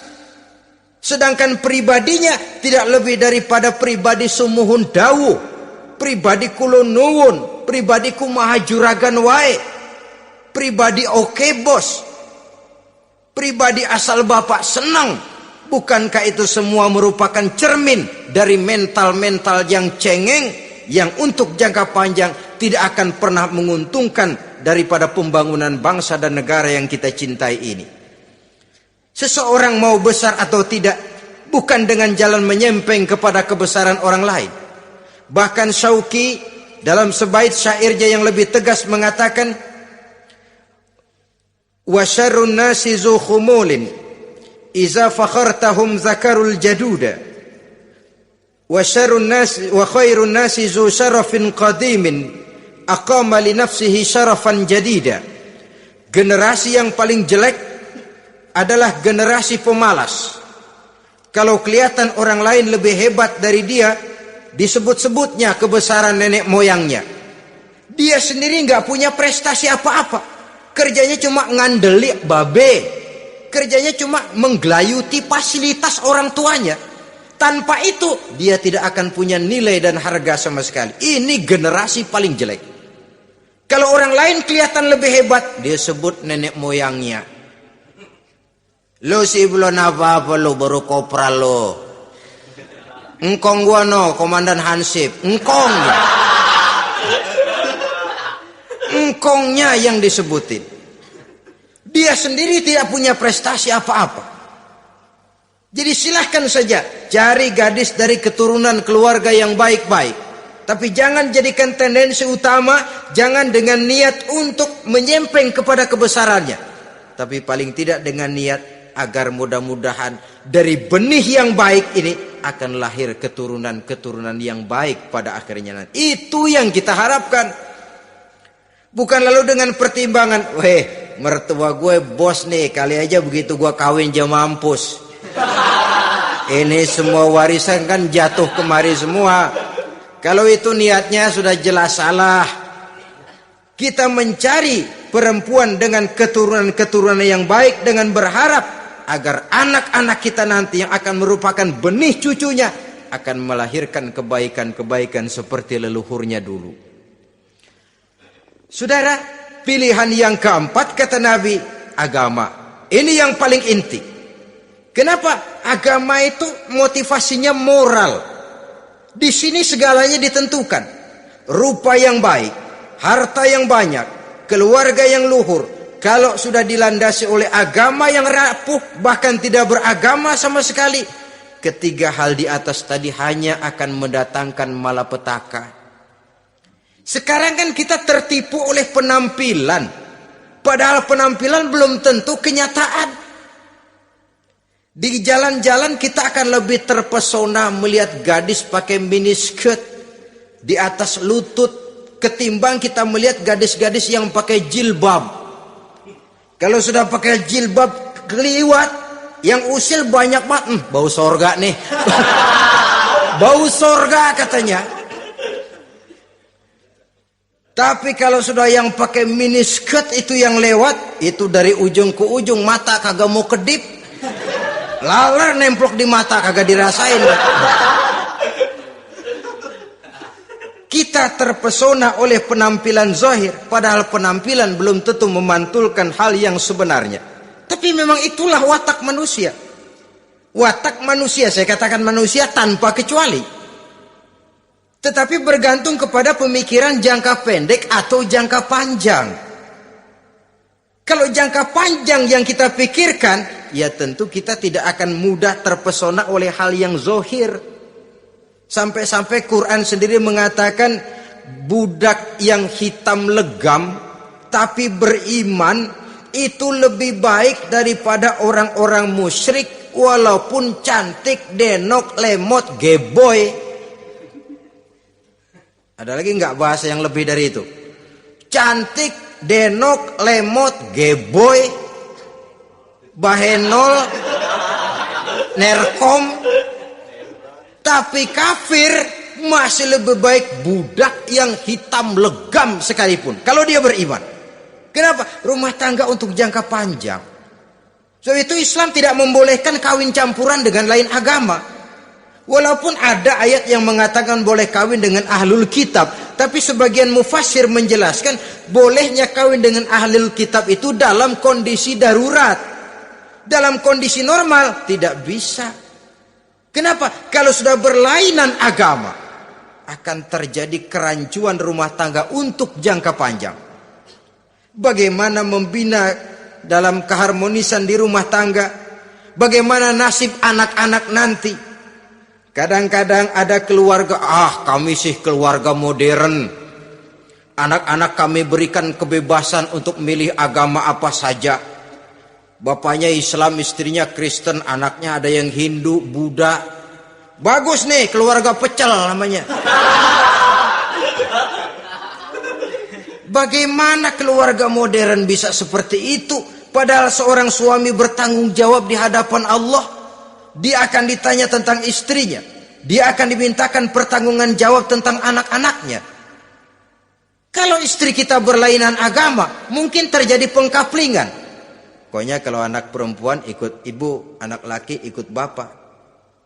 Administrasi dunia bisa begitu, tapi akhirat, pertanggungan jawab di hadapan Allah. Bisakah kita? Sorry aja Tuhan emang janjinya begini. Saudara hadirin yang saya hormati, oleh karena itu budak legam hitam kalau beriman masih lebih baik daripada orang-orang yang tidak beriman walaupun cantik dan mempesona. Kenapa? Ini faktor agama. Ya buat 1-2 bulan bisa terwujud rumah tangga yang tentram. 2-3 tahun mungkin masih bisa bertahan, tapi sampai kapan? Sampai kapan itu akan terwujud? Pada akhirnya akan muncullah dilema yang akan sulit buat diatasi. Oleh karenanya motif agama dijadikan stres oleh Nabi. Fazfar bizatiddin taribat yadak. Pilih agama sebagai titik sentral, sebagai pilihan utama. Kalau agamanya kuat, walaupun rupanya sederhana, tapi karena nilai agamanya kuat, dia bisa menyenangkan hati suaminya. Dia bersolek untuk kepentingan suaminya. Dia taat kepada suaminya. Harta, dia anak orang kaya untuk membantu perjuangan suaminya. Tapi kalau tidak ada modal agama, rupa yang cantik bisa menyengsarakan suami. Apalagi kalau suami kere. Istrinya sudah cantik, kaya ataupun tidak kaya kadang-kadang. Udah, suaminya suruh ngempuk di rumah bininya yang kerja. Ya kalau kerja mendingan kalau dikerjain itu.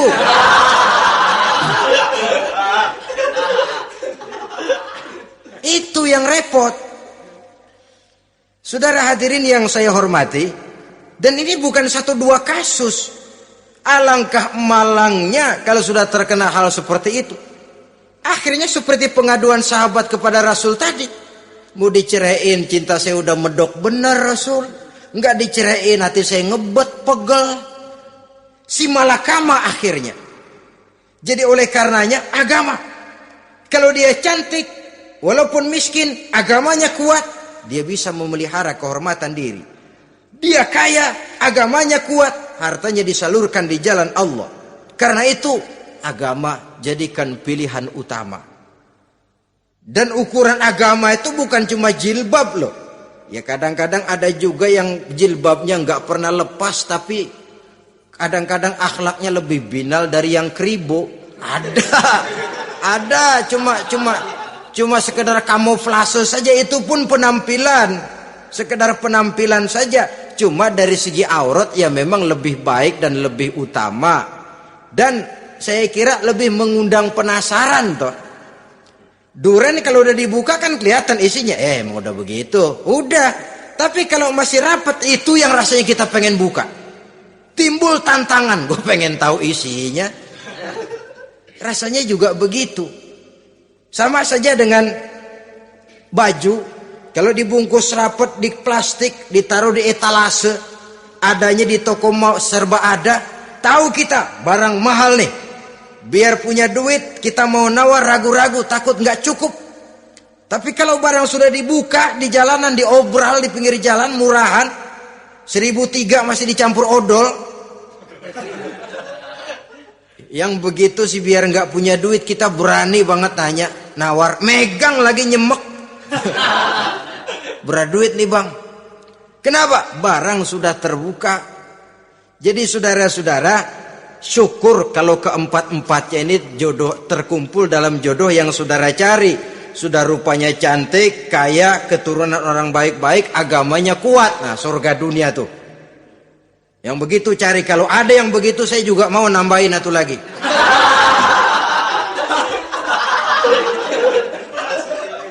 Tapi yang kumpul keempat-empatnya ini terus terang saja langka. Makhluk langka ini. Kadang-kadang cantik, kaya, keluarganya hebat, agamanya nol, akhlaknya kayak setan. Tapi yang paling celaka kalau empat-empatnya kagak ada. Rupanya jelek, melarat, bapaknya biang maling, kagak beragama lagi. Apanya yang mau dipilih? Mampus saja mendingan. Sudah nggak ada pilihan sama sekali tuh. Sudah nggak ada pilihan sama sekali. Saudara hadirin yang saya hormati, terutama adik-adik remaja. Nah, lalu apa motivasi agama dalam pembinaan ini apa?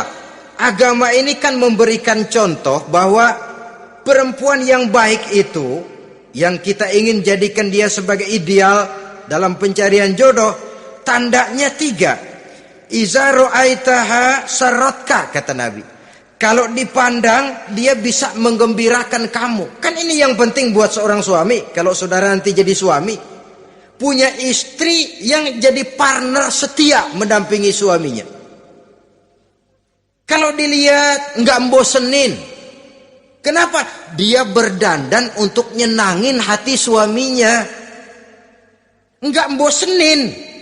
Kan kadang-kadang ada bini kalau kita pulang demek aja fotonya.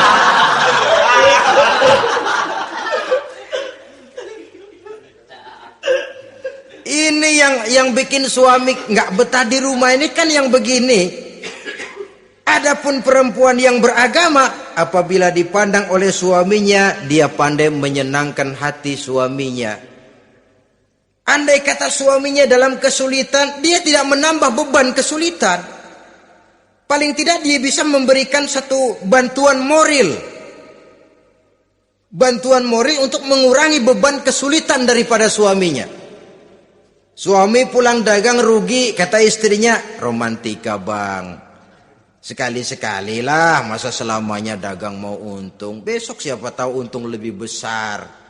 Kan meringankan tuh. Kadang-kadang enggak, suami pulang dagang dari pasar panas, rugi. Sampai rumah bini pidato, pletar-pletor. Lu dagang rugi, emang lu laki goblok.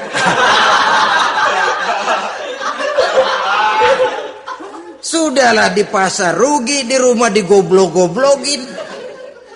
Ini nanti kena penyakit broken home yang begini ini. Padahal kesuksesan di kantor, kesuksesan di pasar, kesuksesan di medan tugas selalu dimulai dari kesuksesan dan ketenangan dari rumah tangga. Dia berhias untuk kepentingan suaminya, tidak terlalu berlebihan. Dan suaminya pun pandai menghargai istrinya dengan kata-kata yang menimbulkan gairah dan semangat. Melihat istrinya bersorak, kamu makin cantik saja. Jangan juga kadang-kadang suami ketus. Ngelihat daksu pulang kantor, lihat suaminya, istrinya dandan rapi. Tumben lu mau bekasin apa? Mau bekasin katanya. Artinya apa ini? Pandai mengembirakan, bisa tenggang rasa, bisa berbagi rasa. Sehingga suami merasa ada tempat dia bertukar pikiran, ada tempat dia membicarakan persoalan. Dialog dalam kehidupan berumah tangga itu sangat diperlukan. Iza ra'aitaha saratka, kalau dipandang dia sanggup mengembirakan kamu. Dikasih uang 500 senyum, 5.000 pun ketawa. Menggembirakan. Dia bisa taruh kata hatinya kesel, tapi mulutnya senyum. Nah ini yang sulit ini. Senyum tapi kesel, kesel tapi senyum. Kadang-kadang istri itu kan kalau sudah kesel, suami pulang nggak bisa dia menyembunyikan kekesalannya. Dari jauh suami sudah lihat ini yang nyambut, ini bemo ini. Udah monyong serem. Saudara hadirin yang saya hormati, yang kedua, bila diperintah dia taat. Ini pengaruh agama. Sehingga Nabi mengatakan, "Lau amartu li ahadin ayyasjuda ila ghairiha, la amartul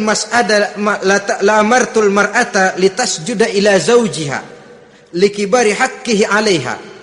Andai kata saja boleh aku memerintahkan manusia untuk sujud kepada sesama manusia, pastilah aku perintahkan perempuan untuk sujud kepada suaminya. Kenapa? Karena besar hak suaminya kepada dirinya.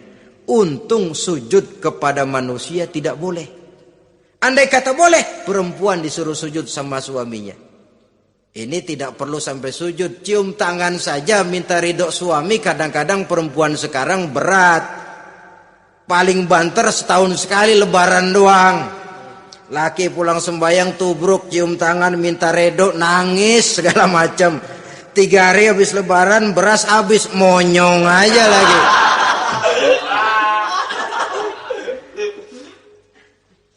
Saudara hadirin yang saya hormati,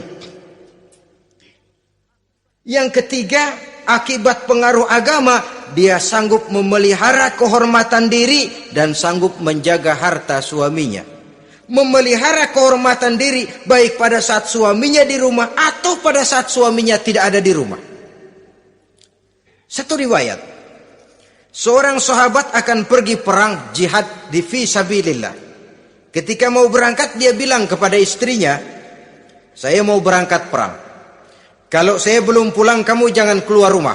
"Baik bang." Pergi istrinya, pergi suaminya jihad. 1 minggu, 2 minggu berlalu, belum juga pulang. 1 hari datang utusan dari rumah orang tua si istri ini. "Assalamualaikum bu." "Waalaikumsalam." "Ada apa?" "Ada berita kurang enak bu, orang tua ibu sakit parah, mohon tolong ditengokin." Apa kata si istri? "Maaf saja, suami saya belum pulang dari medan perang. Saya belum dapat izin keluar rumah kalau dia belum pulang. Tolong sampaikan maaf saya kepada orang tuanya." Pulanglah utusan tadi. Besok balik lagi. "Bu, ada apa?" "Udah Senin Kemis. Napasnya sudah sampai tenggorokan. Tolong tengokin buat terakhir kalinya bu. Suami saya belum pulang. Dia pesan kalau dia belum pulang saya jangan keluar rumah. Saya nggak bisa tengokin orang tua saya. Salam maaf saja." Pulang utusan itu. Besok balik lagi. "Bagaimana?" "Sudah meninggal bu. Mau dikubur, tengokinlah buat terakhir kalinya. Suami saya belum pulang. Saya belum berani keluar rumah kalau suami saya belum pulang. Itu janji saya sama suami saya." Pulanglah utusan ini ngadu kepada Rasulullah sallallahu alaihi wasallam. "Ya Rasul, ini perempuan kelewatan benar. Dari orang tuanya sakit sampai sekarat, sampai mati, sampai dikuburin dia nggak nengokin." "Memangnya kenapa?"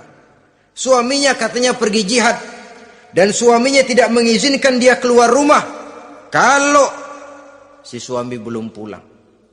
Apa jawab Rasul? Marahkah beliau? Tidak, beliau senyum. Apa katanya? "Dosa orang tua yang meninggal ini telah diampuni oleh Allah karena dia punya anak perempuan yang begitu taat kepada suaminya." Allahu Akbar. Dosa orang tua yang sudah meninggal itu diampuni oleh Allah karena dia punya anak perempuan yang begitu taat kepada suaminya. Ketaatannya kepada suaminya menyebabkan dosa orang tuanya diampuni oleh Allah Subhanahu wa taala. Suami pergi jihad, orang tua sakit keras, tidak berani dia keluar rumah. Itu tandanya bisa menjaga kehormatan diri. Kalaupun satu saat suaminya manggil, "Bu, tolong ambilin uang di dompet." Dompetnya dibawa, "Bang, ambil saja sendirilah, nanti salah ambil lagi saya." Kadang-kadang enggak, suaminya pergi mandi, dompet berantakan. Saudara hadirin yang saya hormati, ini motivasi agama. Jadi kecantikan zahir yang diimbangi dengan kecantikan batin oleh karena pengaruh agama tadi. Kalau sudah kemari, orang tidak perlu mikir-mikir operasi plastik, bikin yang pesek jadi mancung supaya orang tertarik, bikin belakang yang kurus jadi menarik. Tidak. Orang tidak perlu lagi pakai susuk-susukan, dipasang di bibir supaya kalau senyum orang gempor, supaya kalau ngomong orang percaya, dipakai di kuping supaya macam-macam. Tidak perlu lagi pakai jompa-jampe, pelet-peletan supaya kalau diludahin orang ngikut. Nggak perlu lagi. Kenapa? Cinta itu nature, sesuatu yang alamiah, yang tidak bisa dipaksakan. Dia kudrati, karunia dari Allah. Tidak bisa cinta dipaksakan. Kalaupun bisa, dengan ilmu pelet, saudara bisa membuat orang jatuh cinta, ya 2-3 hari, 4-50 hari. Kesananya, apa yang akan terjadi? Kelanggengan tidak akan pernah terwujudkan. Kenapa? Keterpaksaan yang akan timbul. Dalam kondisi semacam itu, rumah tangga tidak akan mengalami ketenangan dan ketentraman. Jadi biarkan cinta berjalan secara alamiah, karena dia memang alamiah. Saudara-saudara, nah sekarang kalau sudah ketemu nih, yang 4 tadi, rupa cantik, keturunan boleh, kaya lumayan, agama kuat. Apa yang harus kita cari? Apa yang harus kita lakukan? Apa pakai pepatah anak sekarang? Aku lihat, aku pikat, aku dapat, aku sikat, aku minggat.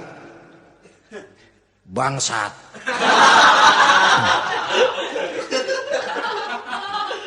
Itu kan ada moto cinta kilat begitu tuh. Cinta kilat katanya. Aku lihat, aku pikat, aku dapat, aku sikat, aku minggat. Bangsat. Atau kita harus hanyut dalam arus free love, free sex, summon living, eksperimen dulu? Tidak. Islam mengajurkan kalau memang seret, ini rasanya ini nih, mantap gue nih. Apa yang diajarkan oleh Islam selanjutnya? Meminang, saudara-saudara. Meminang adalah langkah awal untuk mengikat tali pernikahan. Diizinkan meminang, dan di dalam meminang pun diizinkan untuk melihat. Cuma kalau boleh, ya syaratnya itu waktu melihat itu jangan sampai ketahuan si perempuan yang akan kita pinang itu. Untuk apa kita meminang? Pertama, untuk yakin bahwa perempuan yang kita inginkan ini sudah kumpul syaratnya itu, tidak ada cacatnya. Yang kedua, untuk memperkuat tekad hidup berumah tangga, diperlukan meminang. Adapun adat itu berbeda. Tapi bahwa konsep meminang itu dalam Islam ada, itu jelas. Ya kalau mesti bawa pisang raja, pakai roti buaya, pakai martabak segede ban mobil truk segala macam, itu adat saja, ya. Tapi yang real meminang itu ada dalam Islam. Nah, bagaimana adab meminang? Setelah kita tahu anak ini cantiknya ya, keturunan baik, ya kekayaannya lumayan, agamanya kuat, pinanglah dia. Caranya boleh lihat langsung. Lihat langsung kalau bisa tanpa setahu si perempuan. Dan batas yang boleh dilihat itu muka dan tangan. Itu saja. Jadi jangan gerusak. Minta permisi Pak, saya mau ngelihat anak bapak seutuhnya, soalnya buat saya ini nanti. Apanya aja dibedolin, jangan.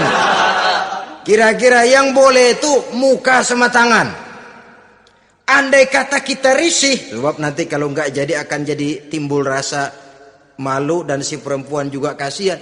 Boleh mengutus perempuan yang kita percaya Coba kau ke sana, lihat kondisinya yang sebenarnya bagaimana. Kalau ngelihat dari jauh sih utuh, siapa tahu nanti tangannya kurang sebelah. Coba lihat sana. Saudara-saudara, kemudian boleh juga ditanyakan kepada orang tuanya. Dan dalam hal ini orang tua si gadis tidak boleh menyembunyikan aib atau cacat yang dimiliki oleh anaknya. Dia harus menceritakan apa adanya, sampai pun kekurangan anaknya yang paling kecil sekalipun. Sebab apa? Jangan sampai istilah pepatah beli kucing dalam karung. Kedengeran suaranya doang meong-meong, begitu dibuka tuh kucing gempor sebelah kakinya nggak ada. Kan tentu kita tidak kepengen kecewa di belakang hari. Itulah perlunya meminang sebagai jembatan untuk menuju kepada pernikahan. Nah, dengan demikian, kalau sudah usaha meminang ini dilaksanakan, jangan merasa sudah setengah resmi. Ini yang kadang-kadang jadi penyakit. Malah sesudah meminang harus masing-masing lebih menjaga diri, menjaga kehormatan, menjaga pergaulan. Kenapa? Agar saat memasuki jenjang pernikahan nanti merupakan jenjang yang sangat ditunggu-tunggu. Ada rasa keinginan tahu. Kalau tidak, ya udah biasa, nggak giroh lagi ngadepin perkawinan. Kenapa? Kemarin-kemarin gue udah cobain. Hilang gairah lagi. Sebab itu kalau sudah meminang, jangan merasa sudah setengah halal. Udah minang ini Kadang-kadang orang tua juga konyol. Sudah dipinang, diumbar. Lu mau kemana keda lu udah pinang? Padahal meminang itu cuma langkah awal. Sedangkan selanjutnya harus lebih berusaha menjaga kehormatan diri sampai pada saat nanti pelaksanaan pernikahan. Nah, saudara-saudara, terutama adik-adik remaja dan para pemuda, walaupun agak sekilas memang karena terbatasnya waktu pada pertemuan ini, mudah-mudahan bisa memberikan gambaran yang sepintas tentang bagaimana sebaiknya kita memilih jodoh di dalam membina rumah tangga yang bahagia. Semoga ada manfaatnya. Terima kasih atas segala perhatian. Mohon maaf atas segala kekurangan. Usikum wa nafsi bitaqwallah. Wassalamualaikum warahmatullahi wabarakatuh. Waalaikumsalam warahmatullahi wabarakatuh.